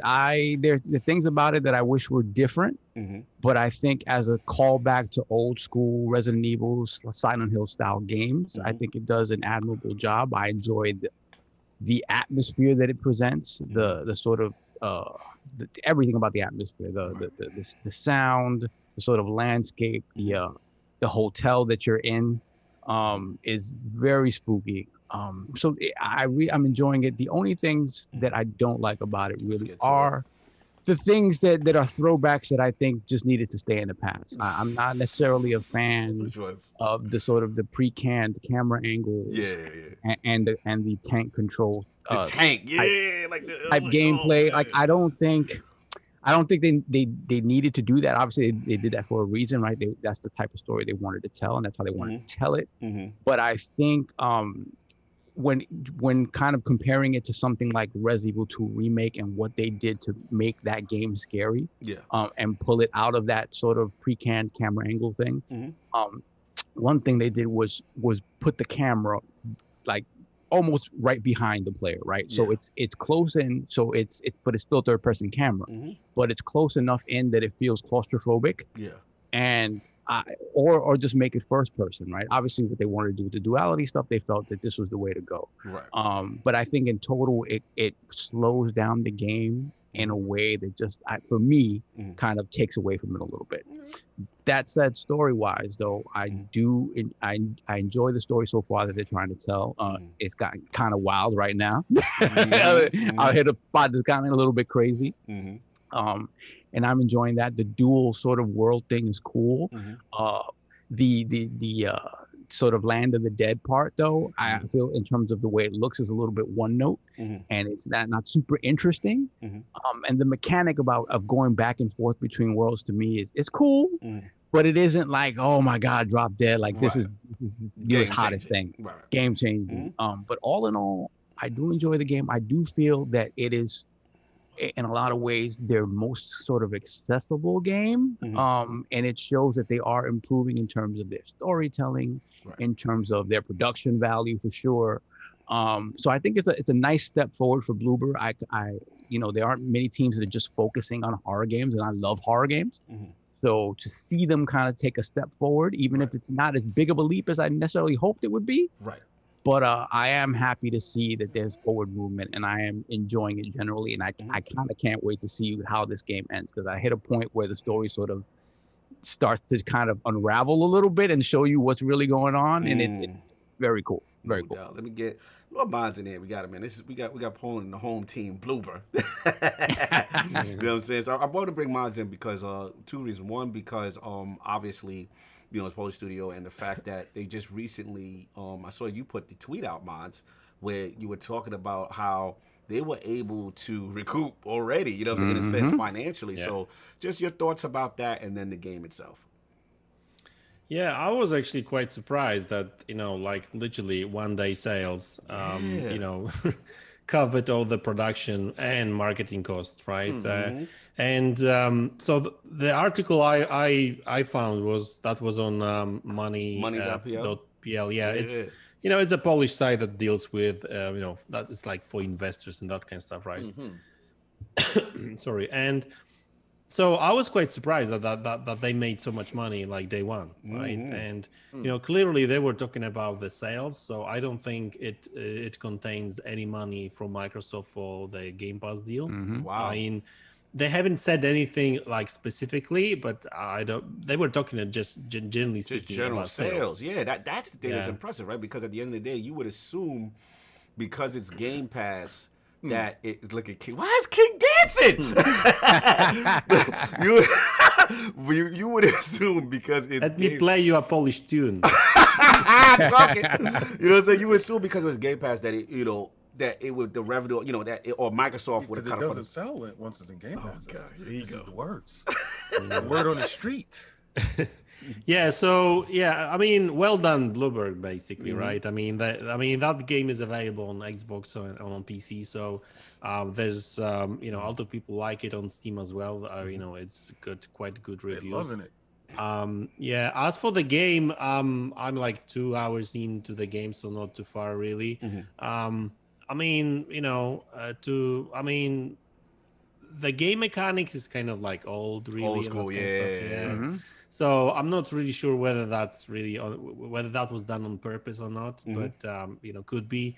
It does feel you know, first 15-20 minutes was kind of odd because I was like, what the hell am I playing? I mean, the game looks good and that kind of stuff. The visuals are cool. The animations are kind of stiff. Yes, and, they gotta work on it. So same facial animation, that kind of stuff.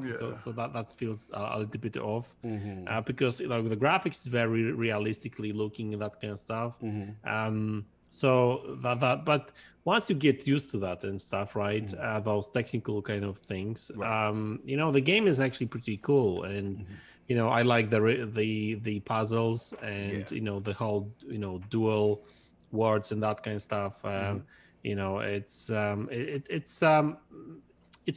nothing really revolutionary and that kind of stuff, right? And to be honest with you, I wouldn't really expect that from team like Bloober, right? But it's cool. And another thing about this game is that like it's based in Poland and from real places and historical things too. That's what I was gonna ask. How's the authenticity with, like, again, that hotel that they've renamed? That's a real life.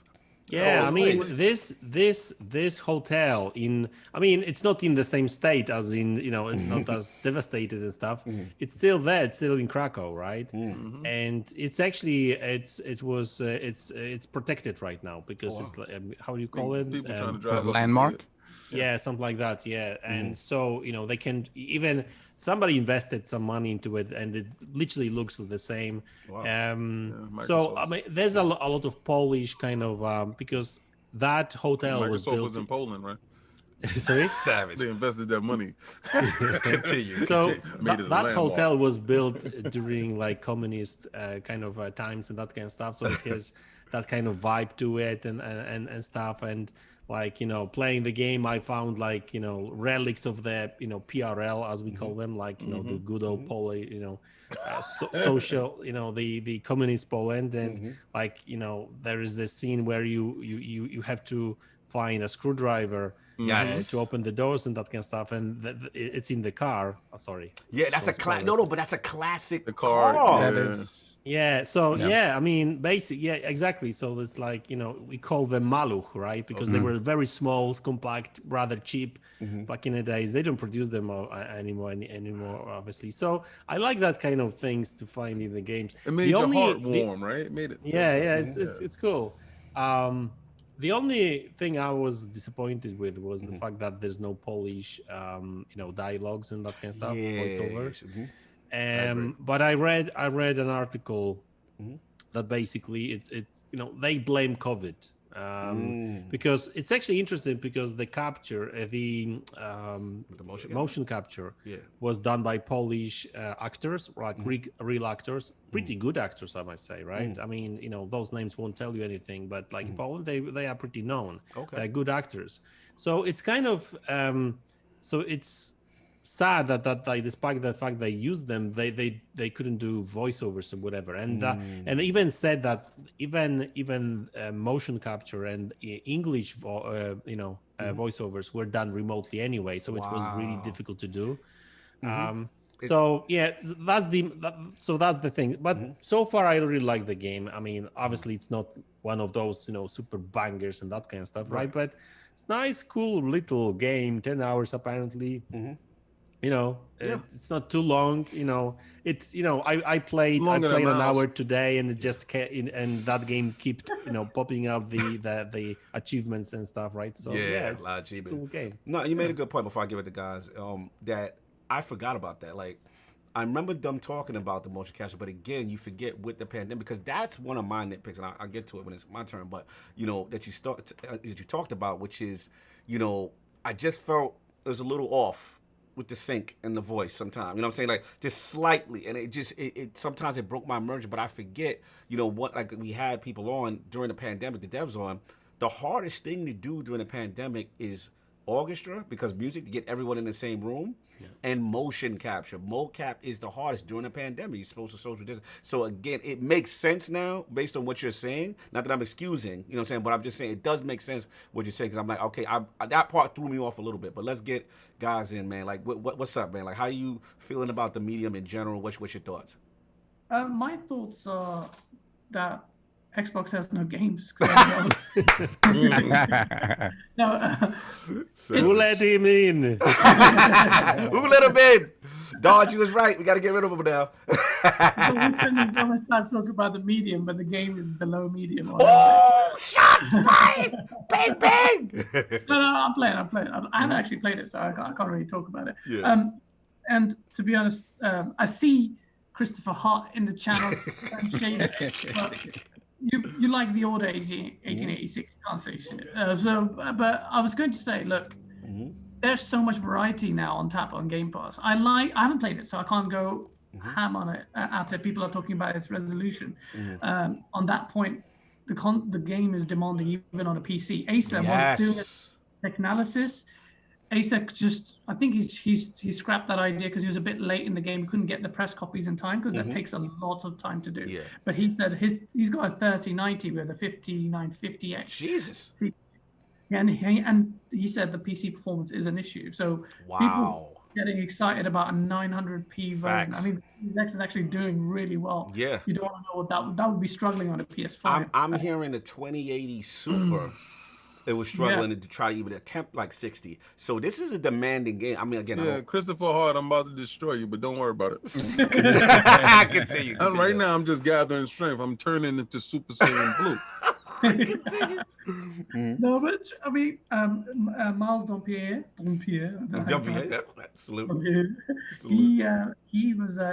he did a really good review for the game as well, which I read, and it's nice. What I like about it is it's a Polish outfit. It's in Poland. It's something unique. So my buddy Madz can experience the sauce. So that's good. But I mean, it's not my type of. I'll be honest, it's not my type of game. Absolutely. But I would never try it. I don't think, because I've spent so much time playing multiplayer games. Except for the fact that I definitely will. I'm downloading it now. Why? Because of Game Pass. Otherwise, I wouldn't. Good point. Good point. Valid. That's real. That's real. Let's get the super chats in there. Let's get at it. 1 second. Stitch with the $5 super chat. Many said that it would take a few years for Microsoft to make that money back from the Bethesda deal, and Game Pass said, hold my beer. Then we got Noob Sidebot with the $5 super chat. I'm not sure who is reviewing The Medium, but to me, it is a solid 8.5. Looks great, plays good, and the story is compelling and scary. Mm-hmm. Then we got Corey Hale with the $15 super chat. No doubt. Mm-hmm. Salute Lords in chat. Was initially disappointed in The Medium with the lack of action. Thought I'd play for a couple minutes and turn off, but the story keeps me intrigued and I want to see it through. Yeah, and I think that's my thing too. Like, I mean, you going in, it's not action, right? It's not. There's no combat really. But the story, you hit a point in the story because the beginning is a really a slow burn, right? It's very much a slow burn. There's a point when, like I said, things start to unravel. You start seeing the story for what it is and why you are where you are, and it's like, oh, okay, I'm in now. Like I need to see this through. No doubt. What else we got? We got Michael, aka Bedside Finest, the $5 super chat. The creature that follows you is creepy, creepy, man. In The Medium, also that soundtrack will draw you in when the creature is present. Good game in my book. Just fun facts who don't know this. The creature is voiced by Troy Baker. Okay. Troy Baker voices the creature. So yeah, there will eventually be a game where only Troy Baker voices every character.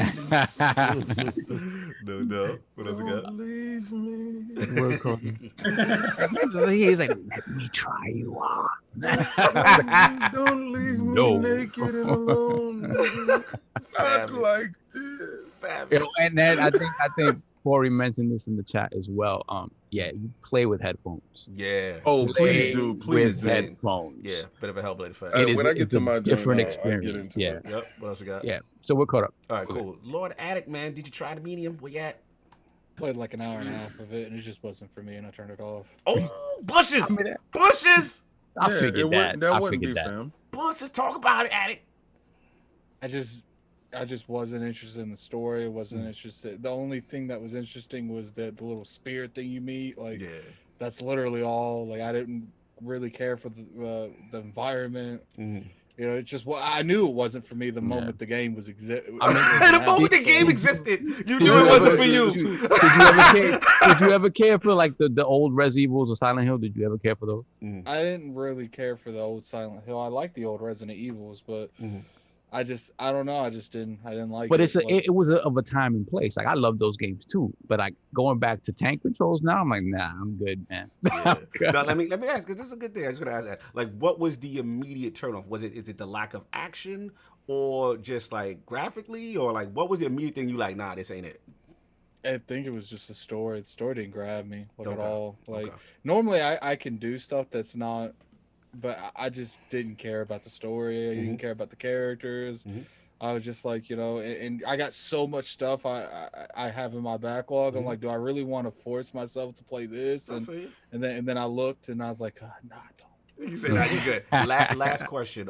Were you ever a Silent Hill guy, or you a Resident Evil guy? I was a Resident Evil guy. Okay. I'm not that I'm justified. You didn't like it. You ain't like it. I'm just trying to ask a question. No doubt. Lord King, you've been charging up. Uh-oh. Music's in his head. All the naysayers. God bless you. God bless you. We on a wonderful Sunday. We are here. Yes. And The Medium has released that 28th. Yo, I couldn't.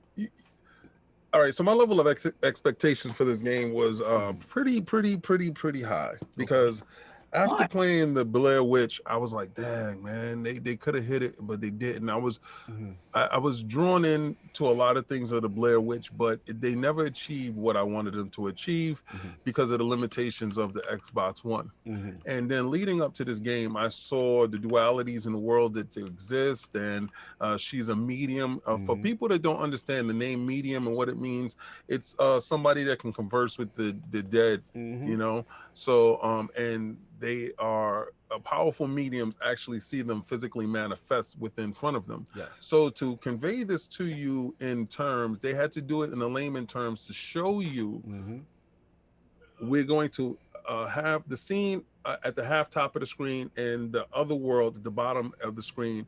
And if she's interacting with a spirit, the spirit is interacting with you, but she's doing the stuff in real time in the real world. So if someone was to see her at that point in time that she's interacting with said spirit, it will look like she's talking to herself and she's crazy. Right. Okay. So now we got the gist of that down pat. The technical limitations that they were put under because of COVID or whatever, it's pretty daunting, especially for a title like this where you have to work closely with your compatriots. Now, I'm not saying that this is any reason for any downfalls. I believe that it's technically demanding within itself. Let's tell the truth and shame the devil. This is not a retrash, a rehash game that they can spice up. This is a full new game that's only released on the Series S and Series X and on the PC, which is a platform for Microsoft, okay? So this is a real next-gen game. None of that retrash stuff that's going on. Let's talk about the next gen has started on the 28th. For all those people that was able to get in. This is what next gen has to offer me. You already had your moment to talk.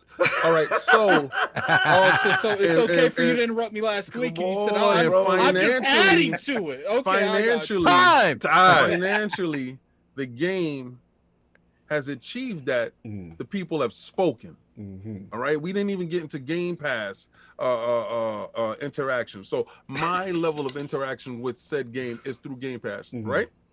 All right, and only would be through Game Pass. Now, if I said to purchase the game, I would, and I must commend BlooberTeam for what they gave forth, because I'm a Silent Hill lover. Right, I love Silent Hill. So when Sovereign said he didn't like the tank feelings, the feelings of that tank movement for certain things is necessary to induce the level of fear. Right. I was so afraid of certain things, and I'm pretty far in the game. I'm pretty sure that I'm close to the end because I found out a whole bunch of stuff, and I had to stop playing this morning. I was like, I need sleep. I need sleep. Right? Because I'm going to every corner of the board, because you can get past certain stuff without looking at things. But then there's certain rooms that you must figure out certain stuff. Now, I don't want to blow up anything because it's story driven. Right. But the technicalities of the game, the graphics, the stuff that's going on, I broke immersion a lot of times because of the frame pacing. Yeah. Right. So, and I blame Microsoft. All right, I blame Microsoft on the fact that they didn't have the proper SDKs and GDKs out to give these developers all that they needed at this period of time. This is where Sony actually shines. Right? They use old tools on their old console to give it to the new developers. So they was using old stuff to get it, running pretty good. So that's nice. It's an old console. This is new stuff.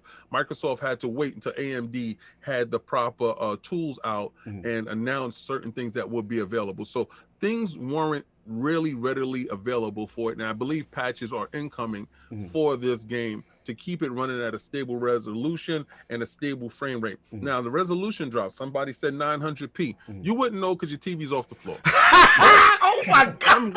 I'm going to say this, right?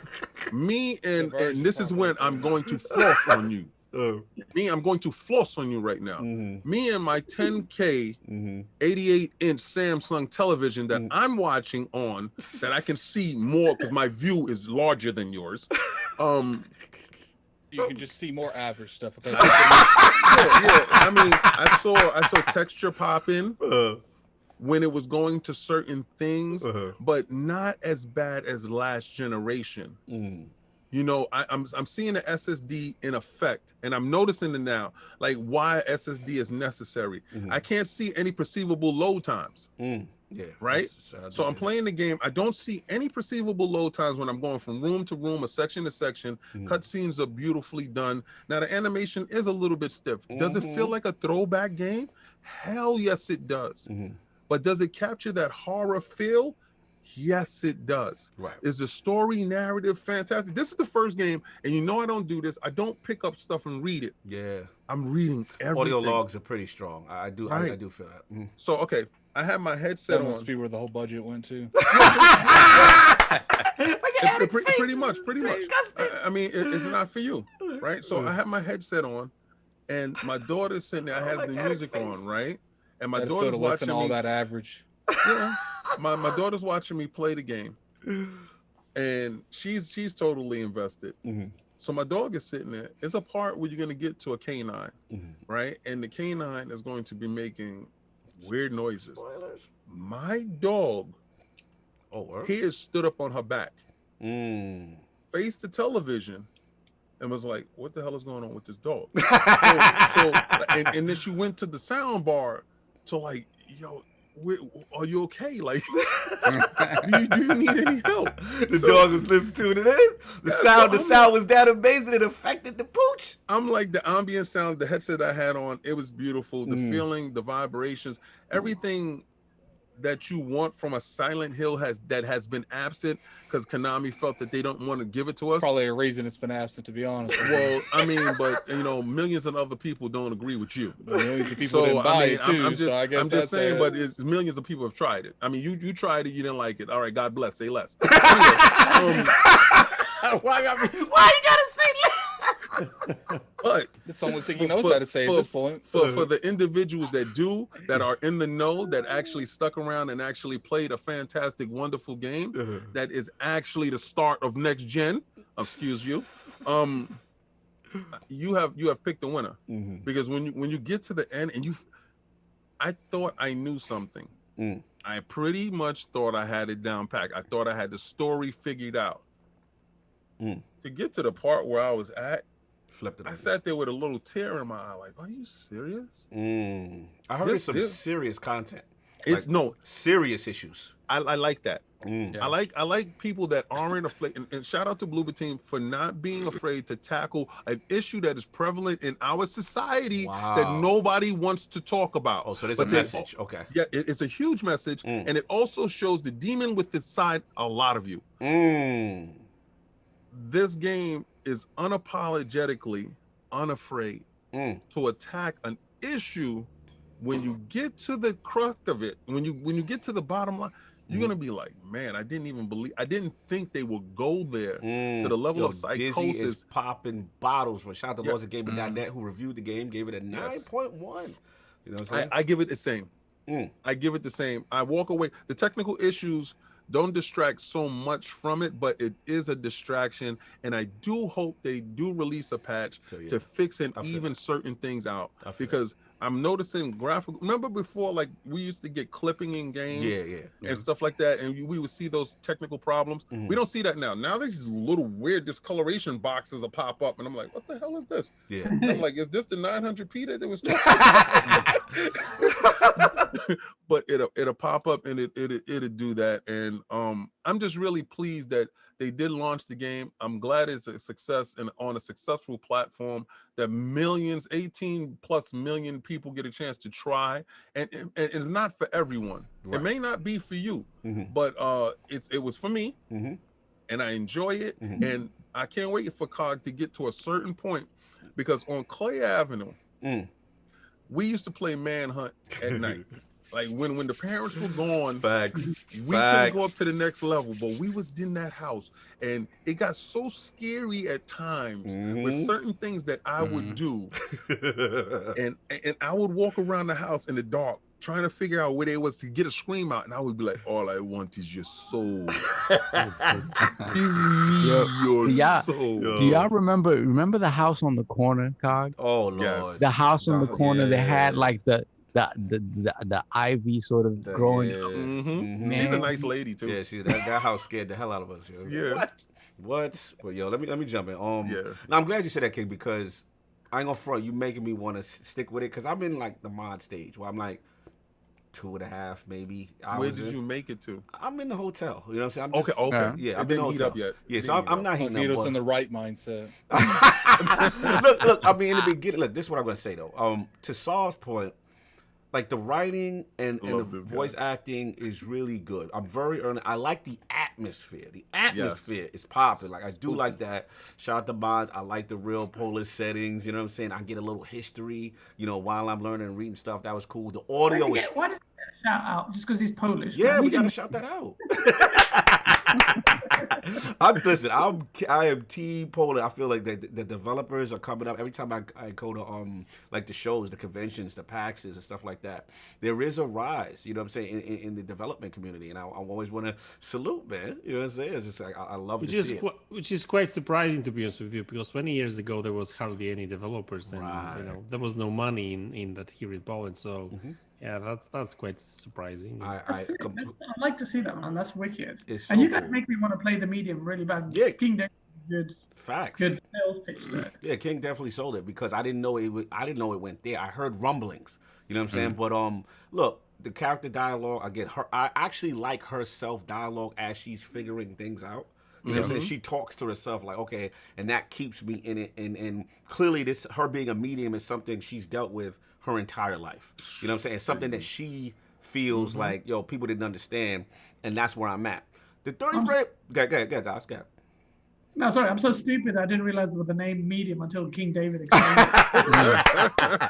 Now look, the 30 frames didn't bother me as much because that style of game, I mean, it's slow pace, it's fixed camera angles. Yeah. That didn't bother me, and because it's a slow investigative nature, kind of pick up the pieces, this goes there, that kind of thing. I get it. What about the no shooting thing? That didn't bother me. The thing, I actually like the little spirit focus thing, and you know what I'm saying, that's dope. The thing, again, I gotta nitpick. The reason why I gotta nitpick is because I look at this game, and it's like, it could be flawless, but it's just this blemish that keeps throwing in my face with the animations and the thing, and it breaks my immersion because I'm like, damn, they could have had one that was flawless. You know what I'm saying?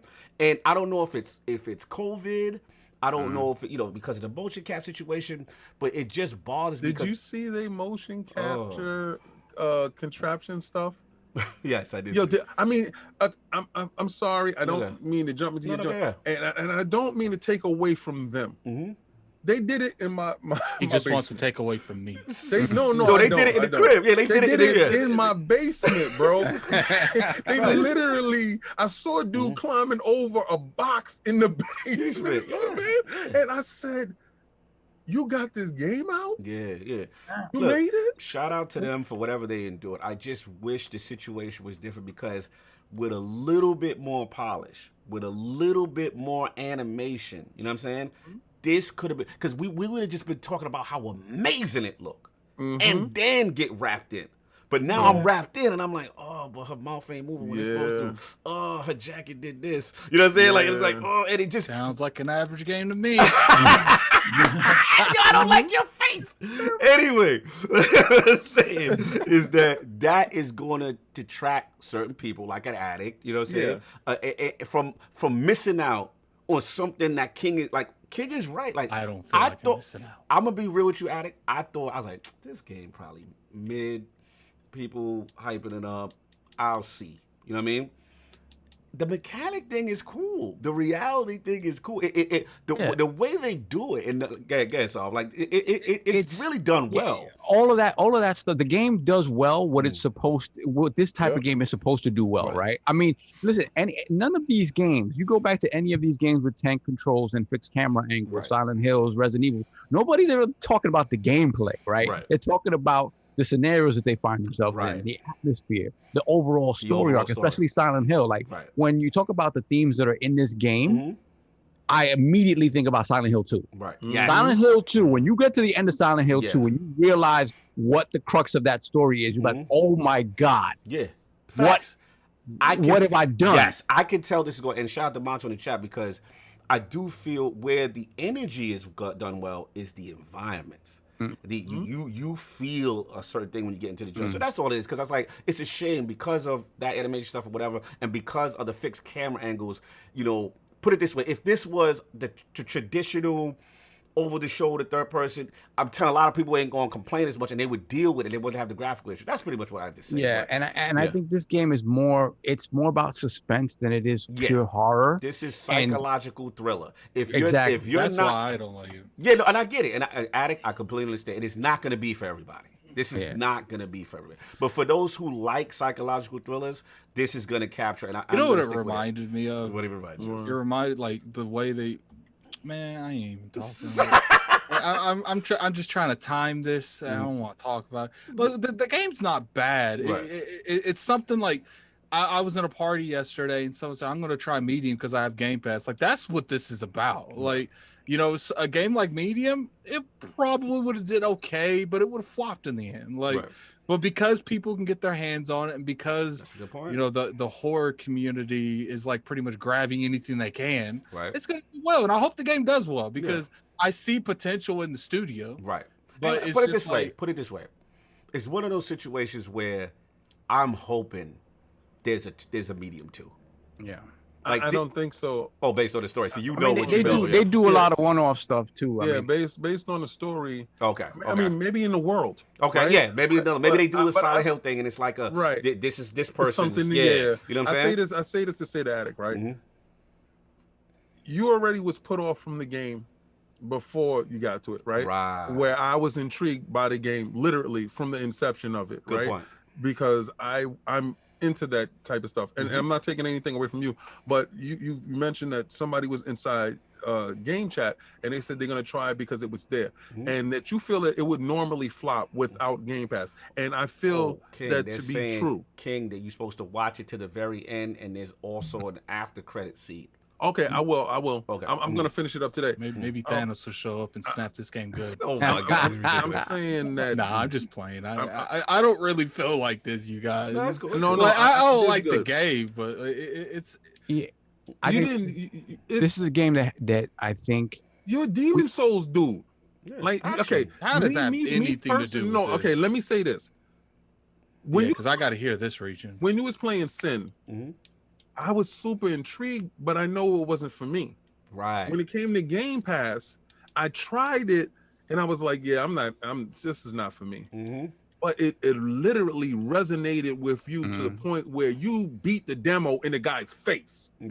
Right? It was your joint. He did do that. So I really respect that, and I really like the fact that Game Pass, and y'all think I cap for Game Pass. I do. So what?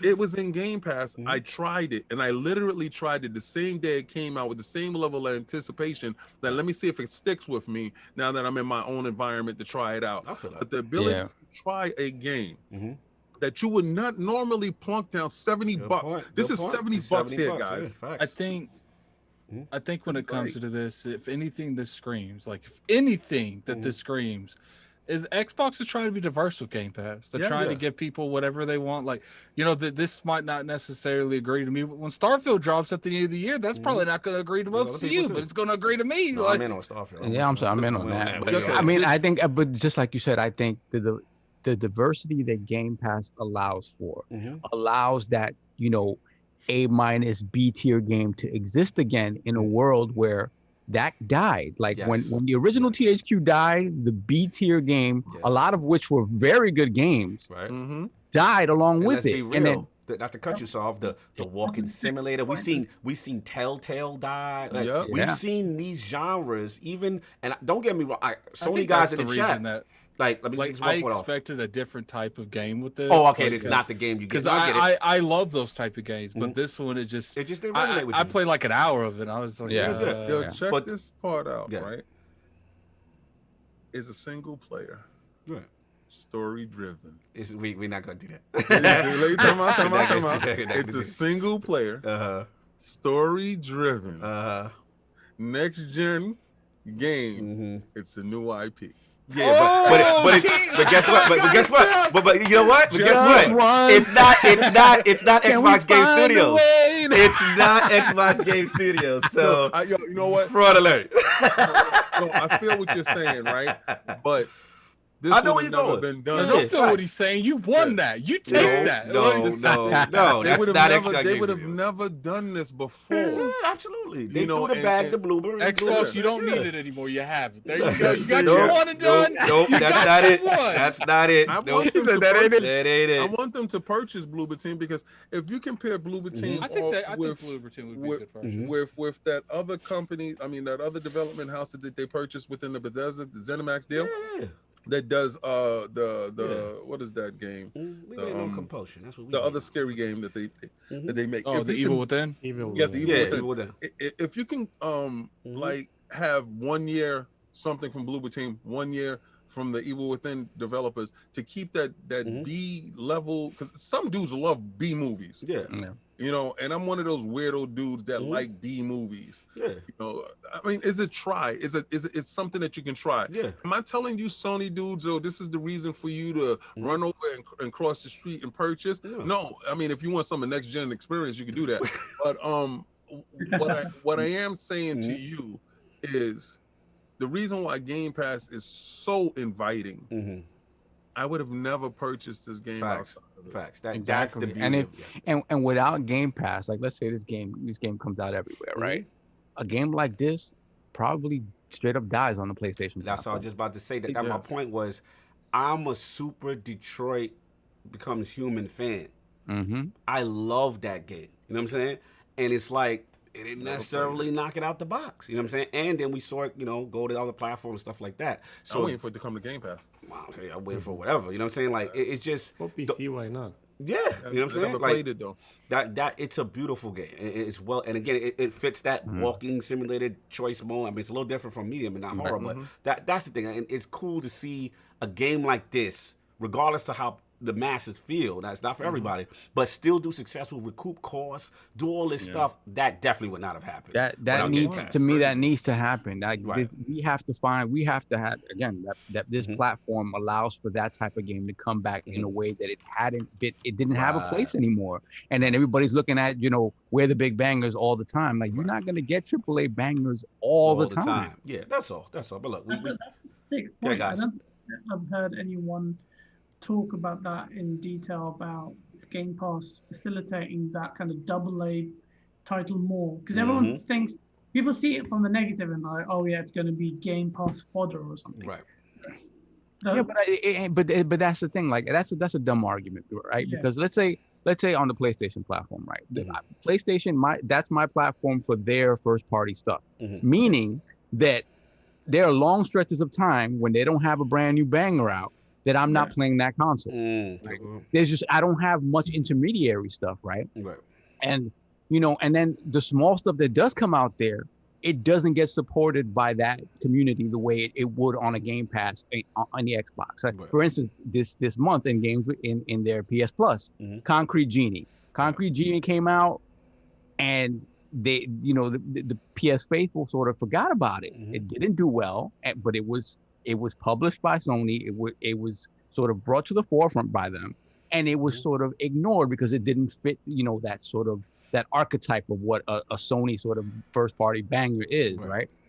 And it's not fair. It's not necessarily like it. There needs to be a space on both of these consoles where this type of game can exist and thrive, because that, again, it brings up everybody to allow these games to have an audience and actually thrive. I agree. It's normalizing the industry. You make a really good point. Like, you know how I mentioned with the PlayStation, we had a breadth of games from AA studios. You had like, games like Vigilante 8. I don't know if you guys remember. Oh man, yeah, of course.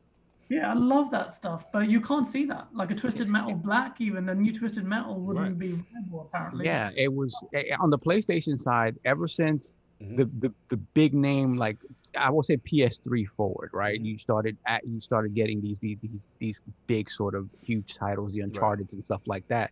But on PS1 and PS2, there was plenty of shovelware that I loved. Like it was, because like you said, Vigilante 8, a whole bunch of like side little third party stuff that didn't have a lot of name recognition but were fun games. And that space just doesn't exist there anymore. Yeah, no, good points, man. All around. I know we beat this topic to death.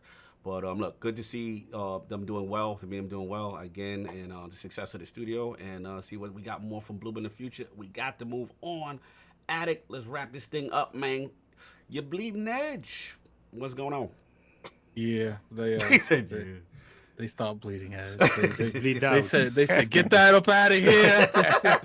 They said the 5 other people playing around can go home and do something else. You funny. Yeah. I know some people like that game, but that game, I mean, I'm a massive fan of that kind of title. Just felt so short of fundamental things. It's not surprised that they've reprioritized Ninja Theory onto bigger, better things, man. They can't be dragging down or diverting resources to a game that I'm pretty sure most people were surprised they were still devoting resources to. So for officially, it looks like, they said they shut down development on BleedingEdge. It says studios now focus on Hellblade sequel and again the Project Mara, the other projects. Look, I'll jump in because I wanted to talk about this. I do feel for my man's. You know what I'm saying? Because my man's, he's riding for this game. Like guys, let me paint the picture real quick. Like me and Solve, we're at E3. You know what I'm saying? I think we're online for it, and then he caught the developer. Shout out to Ronnie. Shout out to Ronnie. Ronnie Tucker. You know what I mean? So she's on the line. He's like, yo, Carl, get on it. And I'm like, all right, co-host with the co-most. He right. You know what I'm saying? So I had to get into my profession now. We got the mic. We got it popping. And it was so cool to see because at the time, it was one of those things where it was like, yo, Microsoft's making them do it. Remember that? That was like the thing at the talk at the time, right? See, this is the problem when Microsoft get a hold, they forcing them. And she was like, no, we had this in the back burner. And it was just a unique concept. So me and Solve in our interview bag, remember Solve? You know what I'm saying? It was a fun time. So it was cool to see. So I am sad for him because I know he was pulling for this project. And, just my only concerns was the Melee multiplayer aspect. You know what I'm saying? I didn't know how that was going to flow. I got to be real. The reason why they didn't get COG is because I just wasn't a fan of the fan of the character design. I felt like they didn't have memorable characters. Like, even though I be clowning on Overwatch, I can't front on Overwatch characters. Like Overwatch characters, you want to play as them. Yeah, like they got the thing. So I just felt that was the thing. And then to Alex's point, he got, first of all, subscribe to my man channel, Game Addict, because he's got an amazing video that should have been doing way back on this subject about it and about the whole situation, because he made it beautifully clear. No roadmap. When's the content coming? So it was like all these little mishaps, and it was just, and it's sad because we love Ninja Theory, you know what I'm saying? And, but definitely it's sad to see them go with this, and then, obviously he's going to switch gear, but now I got to be messy. Now I get to be saucy now. For all you Xbox Game Studio fans who was coming from my neck saying, Obsidian ain't the GOAT, it's Ninja Theory. Yeah, hold this L. Because I told y'all this wasn't it. And even though I don't even like Grounded. It was successful. Exactly. Grounded is popping. Even though I don't like Grounded. Grounded is popping. So I want like knees. In a year, Grounded's still going to be around. I want knees for all the Ninja Theory dudes. Where you at, Dizzy? Let me look for you in the chat. Dizzy, all you dudes popping off, talking about they the best new acquisition. Hold that. Hold this one. And fire up that Grounded when you get a chance. I'm being messy. But all jokes aside, you know what I'm saying? Like, you never want to see that happen. Ninja Theory's still popping.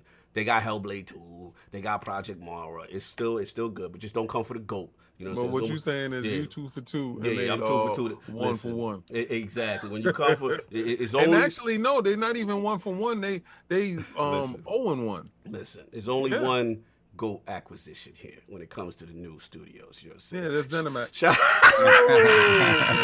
Listen, they ain't make a game yet. Holla at me when they make a game. Holla at the GOATs, the Obsidian GOATs. All they gotta do is just put a JPEG up. Yeah, we already know Elder Stone. I've been to these. Just out of curiosity. How many Obsidian games have you played? Let me talk my talk. This is my time. You lost. Shut up! This is my time now, right? So.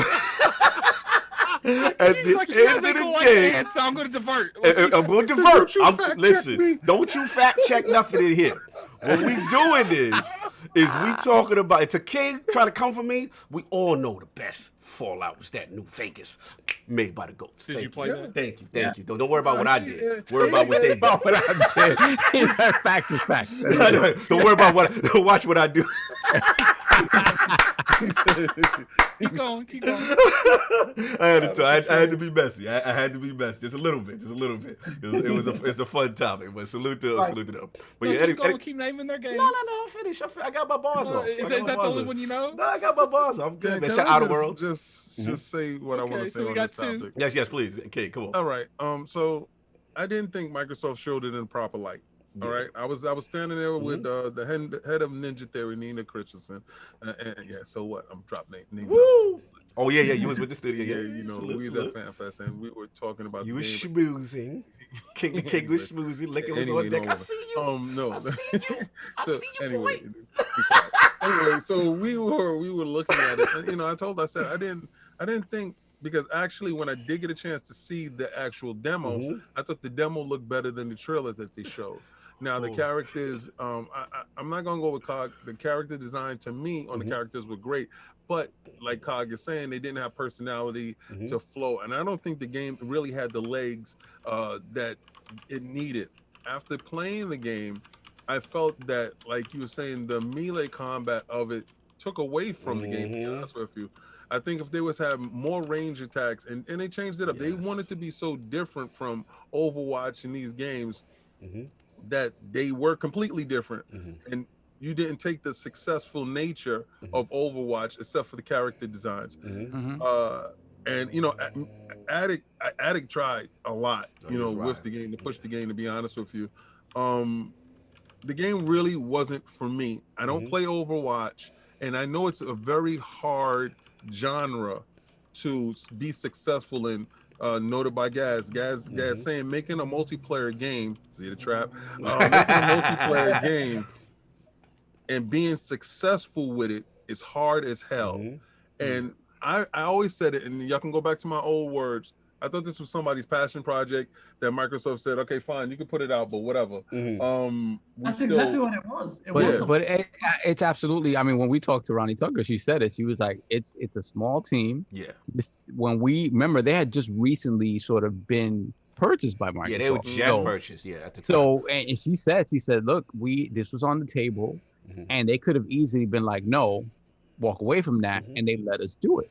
Yes. So I mean that was the extent of it. So if it had blown up, sure, I'm 100% sure that they would have dedicated more resources to it and whatnot. But like you were saying, it is very difficult to compete in an arena with Overwatch. Like hero shooters, I think, are even more difficult than just your standard run-of-the-mill multiplayer shooter, just because the characters have to be very special. They have to have personality, like you said. And the powers that they utilize in terms of, like, a hero shooter is different in that everybody has a role, right, on the battlefield, right? And the ones that do that do it very well, like, you know, R.I.P. Battleborn, right? And look what's been successful, right? Obviously Overwatch, Apex, they've managed to give you the hero shooter / regular shooter all in one, and that's pretty much it when you talk about that. So Paladins, Paladins. Now that it's actually getting traction now, so it is that thing where it was very difficult to me. I thought it might be successful just because hand-to-hand combat is the Ninja Theory thing, right? So, but upon playing it, it still had those sort of the things. It had those things. It has those things that hero shooters need, where it's like holding down positions and stuff like that. I'm like, this doesn't feel conducive to hand-to-hand combat when you're talking about I have to hold down this area and hold on. I got it. It's getting saucy with Dizzy. Hold on. Dizzy with the $5 super chat. He said, Ninja Theory makes their own tech. What's the tech Obsidian makes? They do good with other people's crayons. Gotcha, Cog. A lot of good that tech did for BleedingEdge. That tech, first of all, they can't make their own crayons. Exactly. Clearly. They should use somebody else's. They need to use someone else. They were so far in the bushes. And still the verdict is out on that apartment game. Because I'm going to call it the apartment game. Y'all know? Unreal Engine 5. Project Mara in the apartment. The jury is still, right now, you're very in the bushes. You're very shaky to be talking to goats. You got a lot of flaws in your game right now. Yeah, listen, Ninja Theory, I love Ninja Theory, but they've always been on the front. They never really gotten the sort of rep they deserve. Yeah. But I mean, Heavenly Sword, Enslaved is a fantastic game. Heavenly Sword for like kind of a launch PS3 game was fantastic. DMC always gets shut down because it's like, oh, it's not. But in terms of the action, I don't like crackhead Dante, but the action was fantastic, and I think. When it comes to that, there's just a couple key things that they messed up on. The speed of the game, I don't think was an issue. It was the character's abilities that made the speed of the game bad. I believe the map design wasn't horrible, but definitely for something like that, that's a melee focused game, they should add more interactions to encourage close quarters. Yeah. Like, you know, bridges, et cetera, et cetera. You know, I feel like they dropped the ball with the characters in general. It's not necessarily that the characters weren't interesting. You didn't know anything about them. Yeah. They had no story to in-depth in the characters at all. None of the characters' actual abilities really, like, a lot of the time stand out. Yeah. In Overwatch, you know, you got characters that their abilities complement each other. Yes. That didn't happen in Bleeding Edge. I agree. They needed more of that. Like, Overwatch was the perfect layout of how you show, promote, and play a game such as a hero shooter. Yeah, absolutely. And I just feel like, personally, like, I feel like Microsoft failed this. I feel like Ninja Theory failed this. Like, because the potential was there. It's just, I feel like after the initial launch, and then they started getting to the Bethesda purchase, they started getting to the Grounded. They're like, yeah, that can go. We don't need that anymore. Shout out to okay.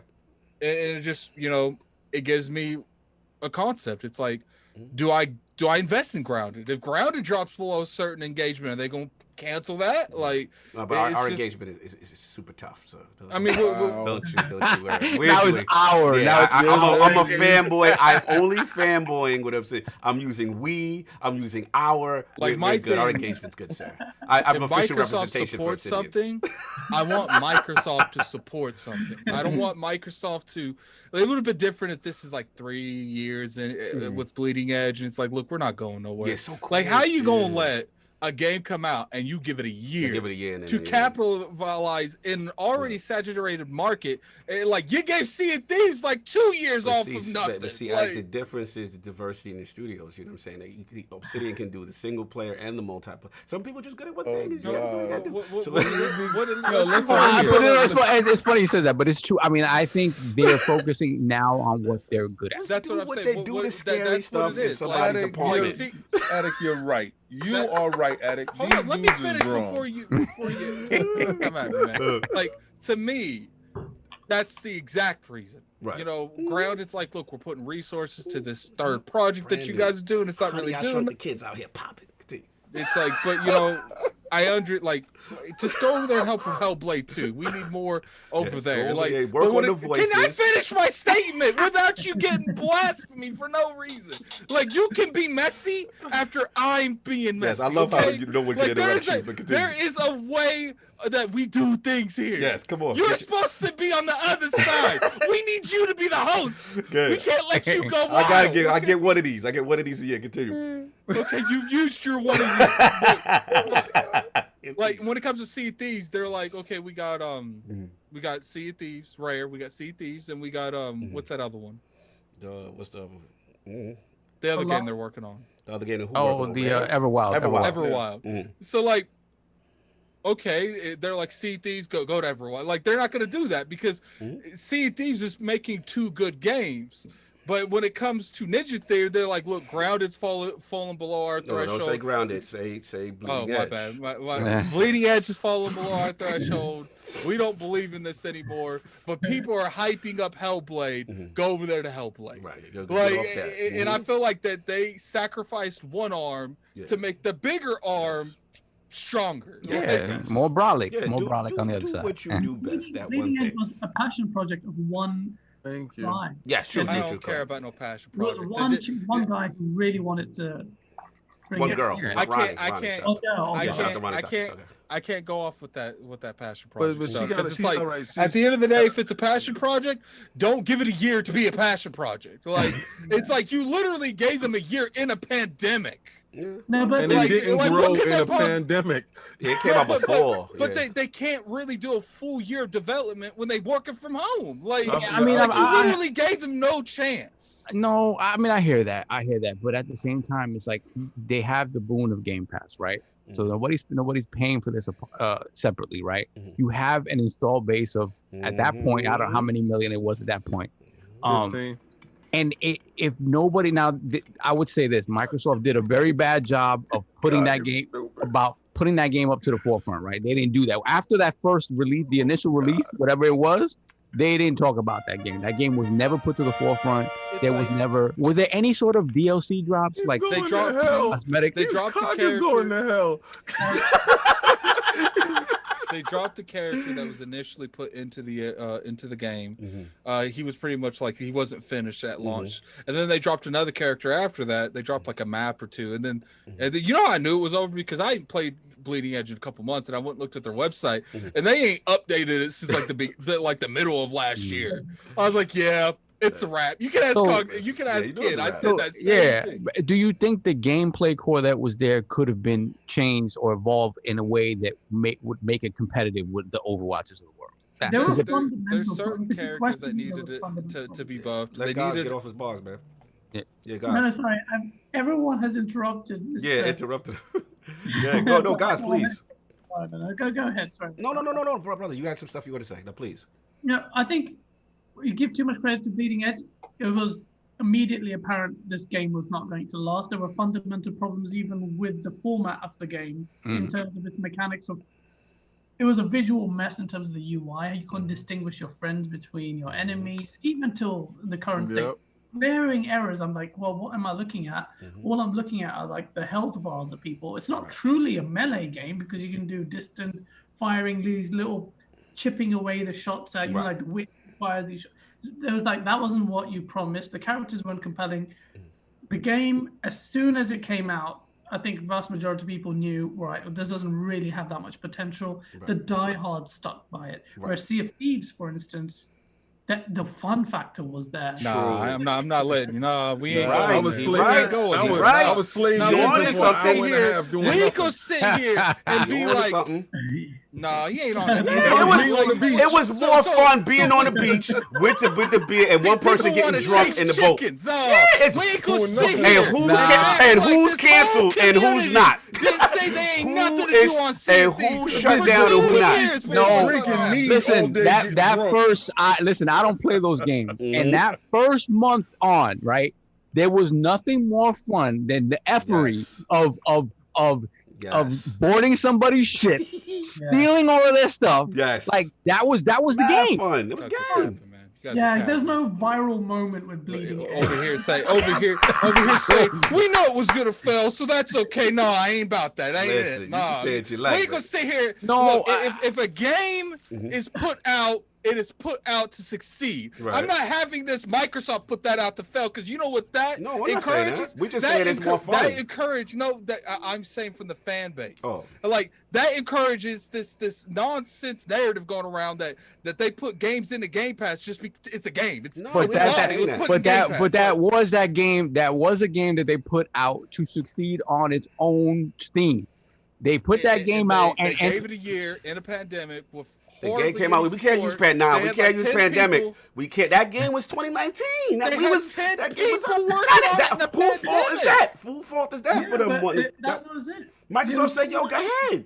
They had 10 people working on that in a pandemic. And then it shows that the game was like I said, everyone can use pandemic, but Bleeding Edge. Yeah, because it came out before the pandemic. It's a service game. It's not you have to put content out to continue to get people in the service. Now you want to say content after? Polish its head, just because it's like me. It was a dead game. It came out. It was dead. You type in Sea of Thieves. The one captain. Look, it's got so many viral moments. The game is actually fun. That's what I was just about to say. Yeah. Straight face. Oh, got a bunch of people capping on a game they didn't even play. I played Sea of Thieves. What you talking about? No, I'm talking about Bleeding Edge. I played it. It wasn't fun. I turned it off. It wasn't fun to me. About that. It was. You gotta accept that. You gotta accept that people felt it wasn't fun, regardless the resource. If the game is fun, people gonna stick with it. That's just. I do firmly believe you can't continue to bring people into a game that you're not supporting. But the game at its core is not fun to people. They literally.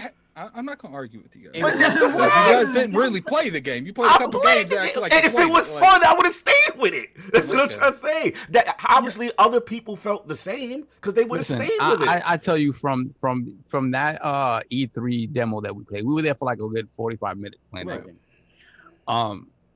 And you try to be professional, you try to be nice, and there was a certain level of polish to it. But I think all the things that Gaz talked about were evident there, right? And it wasn't out yet. It was early. But at the end of the day, when you look at it from a core design perspective, it was lacking the things that were going to make it that hit that it needed to be out of the gate. Because those games, for the most part, unless you have epic money or you're willing to invest epic money, they have to survive on their own steam in the beginning. You're not going to keep putting money into something you're not 100% sure it's going to be great. Right. Yeah. 100%. And then Overwatch, you talk about Overwatch. Overwatch was a $60 game when it came out. You paid for that game. I mean, at the end of the day, you don't have to spend, like did you say, you don't have to spend thousands of hours into something to realize something is fun. Like, that's literally it. It's going to capture you or it's not. That's all I was trying to say. And I'm not trying to be disrespectful. At the end of the day, you don't want to see nothing go away. I'm just not feeling that all this, everything else can be used the pandemic, man. But Bleeding Edge, no. It's the timeline you're talking about. It's the time it came out last year. Like, brother, it came out March of last year. Okay. It came out officially March of last year? Yes.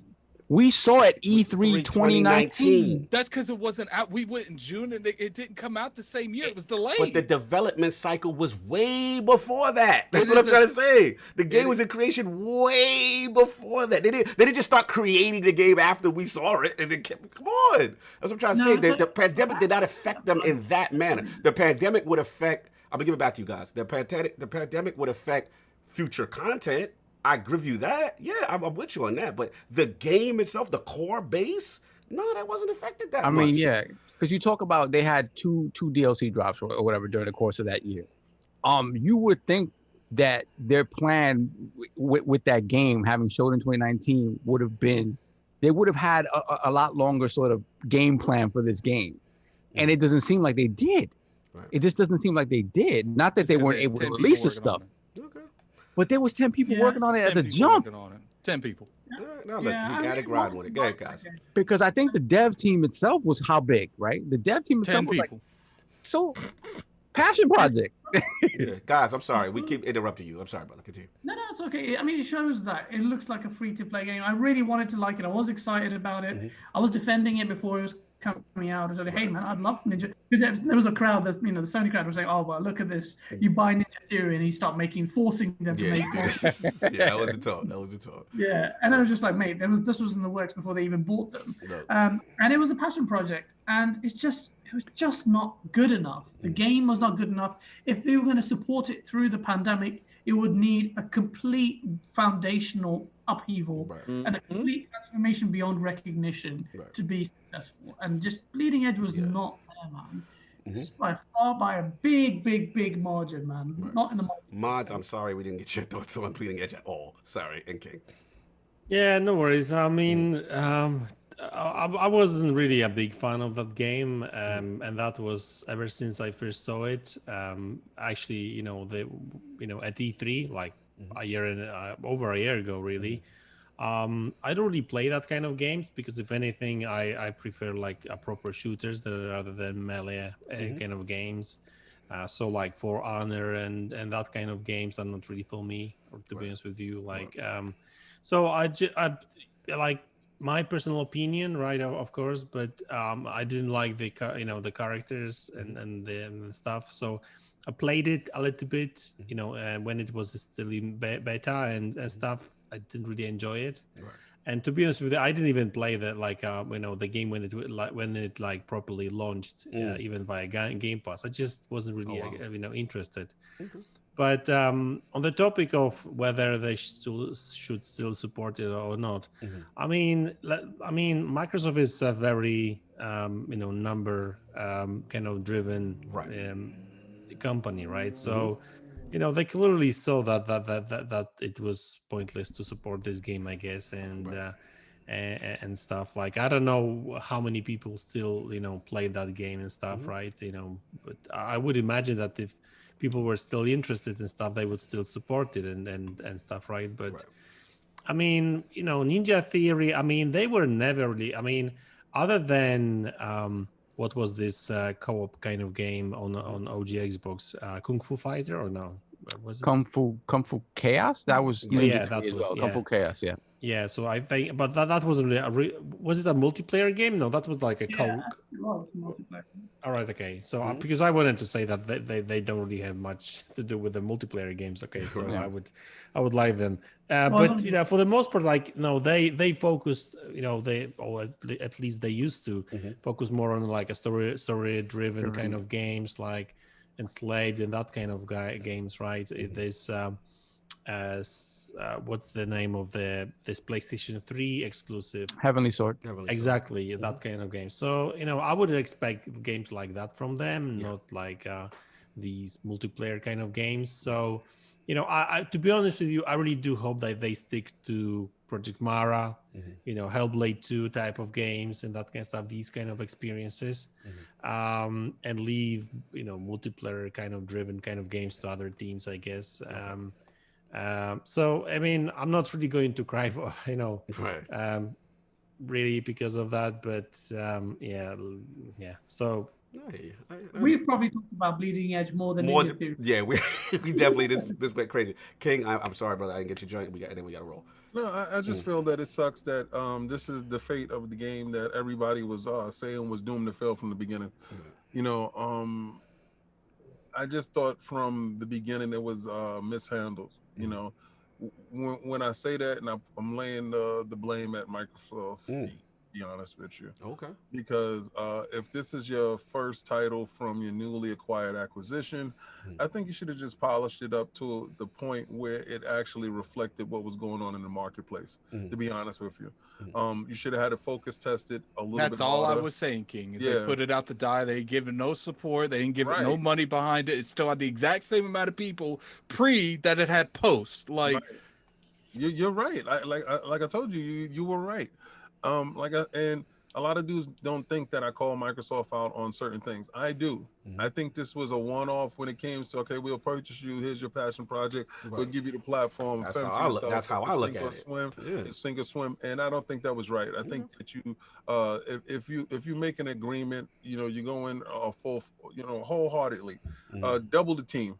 You know, at least double the team for these guys. Give them the level of support that they needed to make it a thing. But then again, at that point in time, I don't think Game Pass was actually. I think the vision changed in Game Pass before that game was launched. I think if the game was launched now in Game Pass, they would have given it a whole lot more support going forward. Because at that point in time, when Game Pass was the game was coming inside Game Pass, Game Pass was creeping to those numbers. Now that the numbers that it achieved now, I think they understand the viability of a game of this nature, and being that it fell so far, they can't revive it. You know, type of thing. It's already flatlined, to be honest with you. So if it were launched now in Game Pass, I think the thought pattern behind to be honest with you, King, I don't even agree with that, because Ubisoft has revived completely dead games. Like, they didn't even try.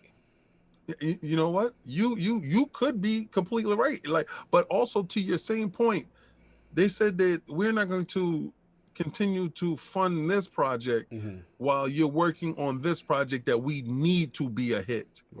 You know, we gave you the opportunity here, and I don't think that they gave the full support behind it, but they're going to have to take away from this because you're pulling resources from where I need you to be strongest, because they cannot have whatchamacallit. Hellblade can't be. Cannot. See, this is where I got to shout my homegirl Delilah. She's making a point that I'm trying to say. The developer chooses what to, and clearly they are choosing to focus on Hellblade and their own project. Like, we keep blaming Microsoft, and my thing is, bro, when they got hired, they got the bag, right? Microsoft didn't have to say. They saw Ninja Theory, they saw Hellblade 2, they saw Project Mara. They were hype about that. They weren't hype about but they still allowed them to make it, right? At that point, the responsibility, in my opinion, right, goes on the developer to support their platform. You can't get mad at Microsoft. Microsoft allowed you to even put that out. So that's why I was like, we got to stop all this. If Microsoft would have did this, and Microsoft would, they chose to say, nah, this ain't it. Now we going over to Hellblade. That's them. I would have just preferred them not to even let Bleeding Edge come out if they weren't going to support it. But that's the passion project. That's the passion project. You can't get mad at Microsoft for being kind and say, okay, you can put it out. You don't put out a product that you literally don't really delegate too many resources to, that you pretty much know you're going to shut down. You get your fans liking the game, and you're just like, to thing there as well. You have relationships. You've just acquired the studio. You don't want to have bad will between the studios. Thank you. Thank you. Yeah, you're right. And to Delilah's and Cog's point, the developer. It's the developer. It all falls down to for what you do with the clay when you get it. Are you gonna mold it into something phenomenal, or are you just gonna sit there and toil on it? So it's up to the people who has the clay and who has the ability to mold it. But I think we beat this topic we like to the 5-hour floor. show. Yeah, right. so Based is on absolutely Bleeding crazy. Edge. I'm starving. My stomach was rumbling too. while I'm talking. Look, solve super chats. We gotta get out of here. Okie dokie. We have. Hold on a second. We got Michael, aka Best Stars Finance, with the $6 super chat. Cog, it gets crazy the more you play. Stick with it. He's talking about the medium. The medium, yes. And we have the Living Flame with the $2 super chat. Ninja Theory already pulled out in July. They hide it. Okay. We have the Rubber Knob with the $5 super chat. Oh my God. Morning, lads. I'm a bit late to the show. Big shout out to Madz Gaming. Been following you for a while now. Woo!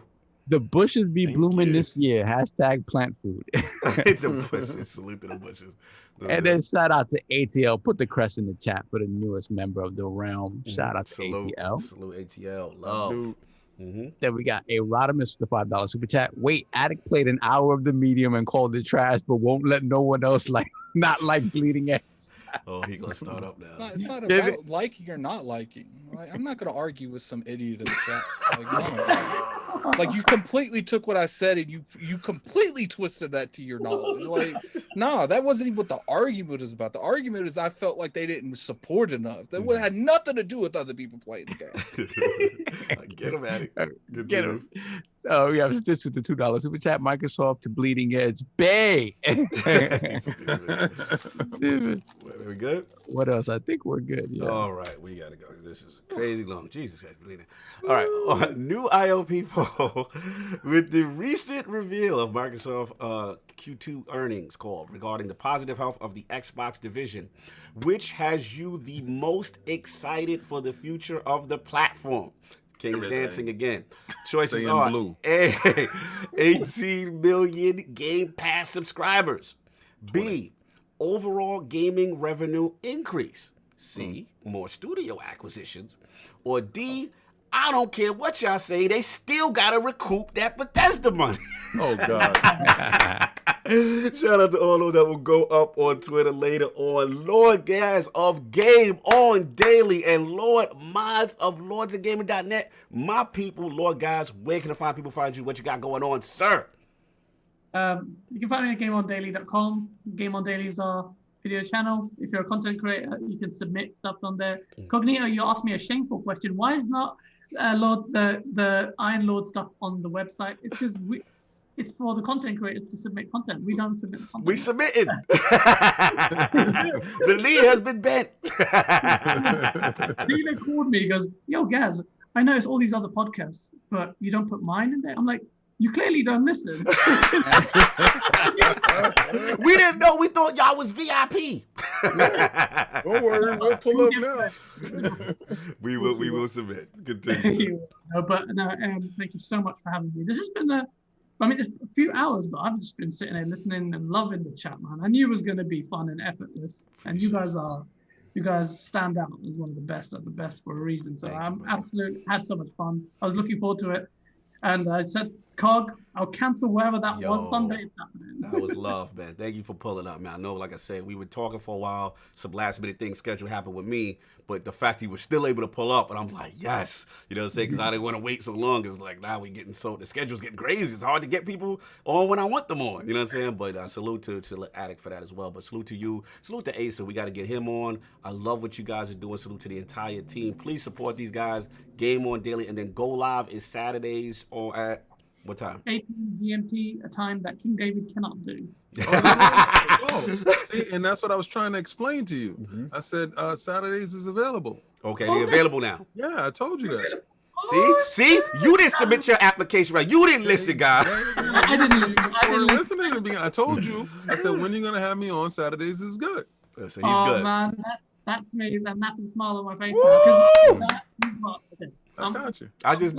I I want to see Ace's reactions to King. I'm dying to see that. No, we talked how long? We talked for 2 hours in that chat trying to get it to get the show started. And it just wasn't happening. And then after that, you know, he had an unfortunate death in his family. I do again, you know, we tried to do it again, and then it's just been like that. But Madz Madz called me. I'm there all the time. Poland's finest. Facts. Yeah, that's facts. Facts, yeah. Beautiful transition. Lord Madz, has been a minute since you've been in the realm, man. Thank you for pulling up, man. Always a pleasure. Super appreciative of what you do. And where can people find you? What you got going on? Yeah, well, thanks a lot for the invite. Always a pleasure to be here and talk, you know, all this talk. Yeah, you can find me on YouTube, Madz Gaming, or Twitter, Madz Gaming PL. And yeah, I mean, doing daily videos, you know, whatever I feel like talking about, basically, right? So there's a lot of stuff, you know, basically going on right now in the news. You have an stuff, OnlyFans page as well. Yo, why you blew my man up like that? Damn. That's solved. They got the only. So yeah, that's it. Thanks. Yep, that's it. Shout out to Madz, man. Appreciate you, brother. And again, if you don't know, some of the best tech articles, you know, on LordsOfGaming.net by my man Madz. He always comes through educating us on the VRS against tactics. Thank you, brother, because it was really apparent when I was seeing what you were talking about, and I really appreciate your contribution. Always a pleasure to work with you. And yeah, also the channel about your show, your podcast. Promote, brother. What you got going on? You still doing the podcast? No, I mean not now, because my work is crazy right now. Okay. You know, a couple of people actually left my team now. There's only me and another guy, you know, basically doing four people work basically. So I'm kind of stuff. So until they hire somebody, you know, I'll you know, so yeah, no podcast for, you know, for now. But salute to you for still making the videos, man. You're still putting out consistent content. Yeah, but that, you know, I degraded my quality a little bit because I don't really have time for editing and stuff. So I didn't feel like this morning when I saw your video, I thought the quality was fantastic, and the level of information was always spot on. To me, I don't know. When I see it pop up, I have my notifications. I sit down, I watch, finish, put my like in. Probably don't comment at the bottom, but I'm watching you. I'm watching. Thanks a lot. I appreciate it. I mean, it's all in my head. So whenever I talk, I like talk from my heart, or, you know, my head, you know, in terms of information. Yeah, but you know, I used to do like, you know, editing and stuff, but it takes more time, and I still want to play games a little bit here and there. So yeah, I feel you. It will do for now. So. Life comes first, brother. We will wait your return in full capacity when things slow down. But salute to always you pulling up and always coming through when I ask you. I appreciate it, brother. No doubt. Lord Addict, very spicy today. Where can people find you? What's going on? So are we are we still friends? Are we still Digitarium Obsidian friends? I'm not upset or anything. I'm just being silly. Because you know the Digitarium Obsidian thing is always fun. Continue. Look, the first thing I want to say is I apologize to the individual I called an idiot. Thank you, sir. That was very big of you. Yeah, I shouldn't have done that. I thought after I said that, I was like, man, gave him $5. I meant to say something else, but idiot came to mind first. Look, the point is that what you said wasn't the argument, and that's where I meant to point. But I should not have called you an idiot, and I apologize. You are honest. I like if he's still here, you know. If no, you take his $5 back. Put a request in. Give me my $5 back. Second off, you know, we did have a most generous viewer, which would be horrible if this is the first thing that I called an idiot, but it's AKW Ericus Williams. Is that what his name is? Correct pronunciation. Bill, you guys got, you know, I can't pronounce. We're gonna say Akizi Williams, the homie. Yeah. He was most generous with the realm. He wants to give back to the realm, and he has gave us a code for Hitman 3. So I'm gonna put that in the platform? chat. Oh, fantastic! It's on Xbox, I assume. Oh, somebody about to get that Hitman 3 for staying to the end. It's either Xbox or Steam. I don't know yet though. So I'm gonna put that in the chat now. Appreciate everyone for coming through. I got it already. Thanks. I mean, it was kind of impossible because I literally just put it in there. Man, I literally just took it. I got bots. And you know, Krovik is right. You will find me not playing Bleeding Edge because they're not supporting you. I mean, I didn't even really play much to start out. The whole point I was saying is I just felt like they didn't support it enough. And giving it a year to flourish isn't really a long time. But that's besides the fact. We'll see you guys next. Sorry. Huh? No, I think he's in here. AKW. It's for Xbox. Yeah, I think that's a Keezy in there. Shout out to you, brother. And he had a great birthday on Tuesday. Salute. You know what I'm saying? Continue. I just wanted to shout him out. I think that's him. Definitely shout out to AKW. That's what I'm going to pronounce you from now on. He was definitely being generous. And you know, we got some good guests come up for you guys, man. We definitely do. I've been emailing one today during the podcast, so hopefully we can talk about that a little bit cooking more. right now. He cooking right now, y'all. Yeah, I appreciate everyone coming through, and I will see you next week. No doubt. Lord Sov. Where can the five people find you, sir? Yeah, first off, big shout out to Gaz and the team at Game On Daily for coming through. This is really my first interaction with you, really. But I have followed the site and stuff like that, and you guys do amazing work. So thank you for coming through, brother. Really appreciate it. And of course, Lord Madz, always a pleasure to have you here, man. Yes. And again, once again, apologies on my part. I will be back on camera next week, so no worries. Our female numbers are down. They're down. They're down the past 2 weeks. You gotta get this together. But no doubt, you guys can find me on Twitter, LordSob ILP, and BX Sovereign on PSN and Xbox Live. And that's about it. I will try to finish the Medium at some point this week. No doubt, you already know. And the king himself, super spicy with a lot of disclaimers we had to put on his viewpoints today. But just to be clear, where can the five people find you? What else you have going on, sir? I want to give a shout out to Gaz. Yes. So you'll see me on Game On Daily soon. Woo! That's my guy. I love to hear your rich history and your realness when it comes to it, because you know we have first world problems, and you deal with third world problems, which was really serious. So and the fact that you found time to game and the ability to have to bend the knee to Nintendo at an early age because he had the generator. Now you're playing with power. And I will be on TXR tonight, so keep that in mind. No doubt. So power does matter. Let's go, Madz. It damn sure did. But you know, shout out to Madz. Definitely.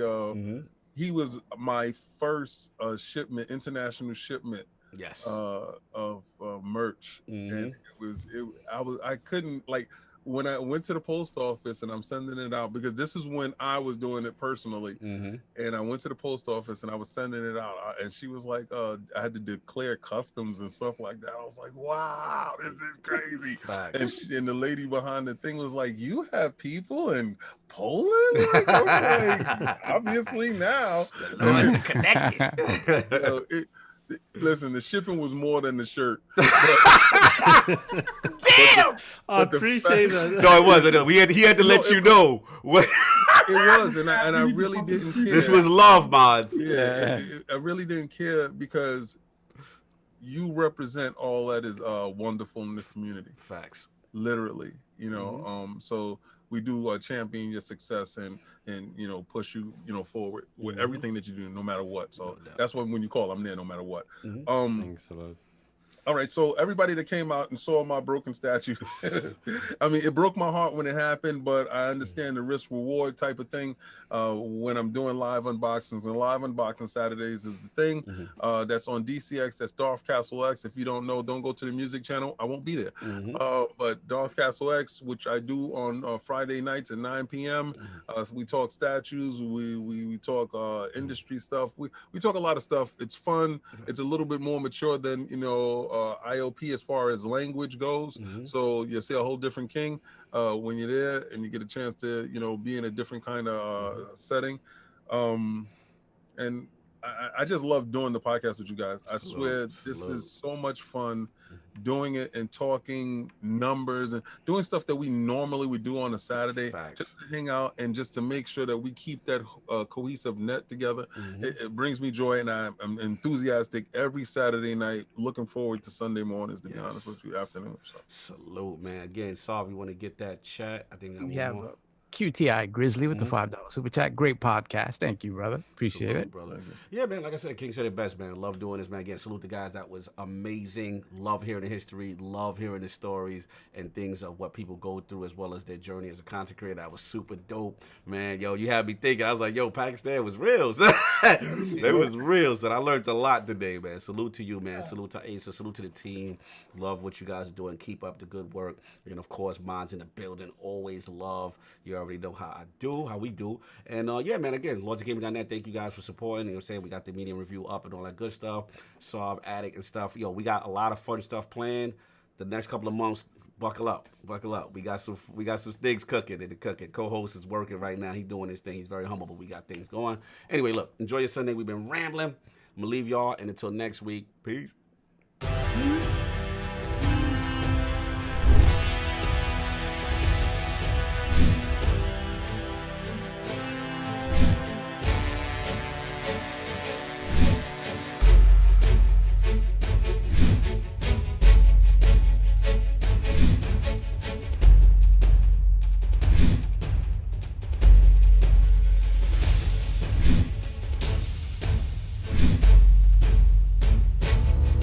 You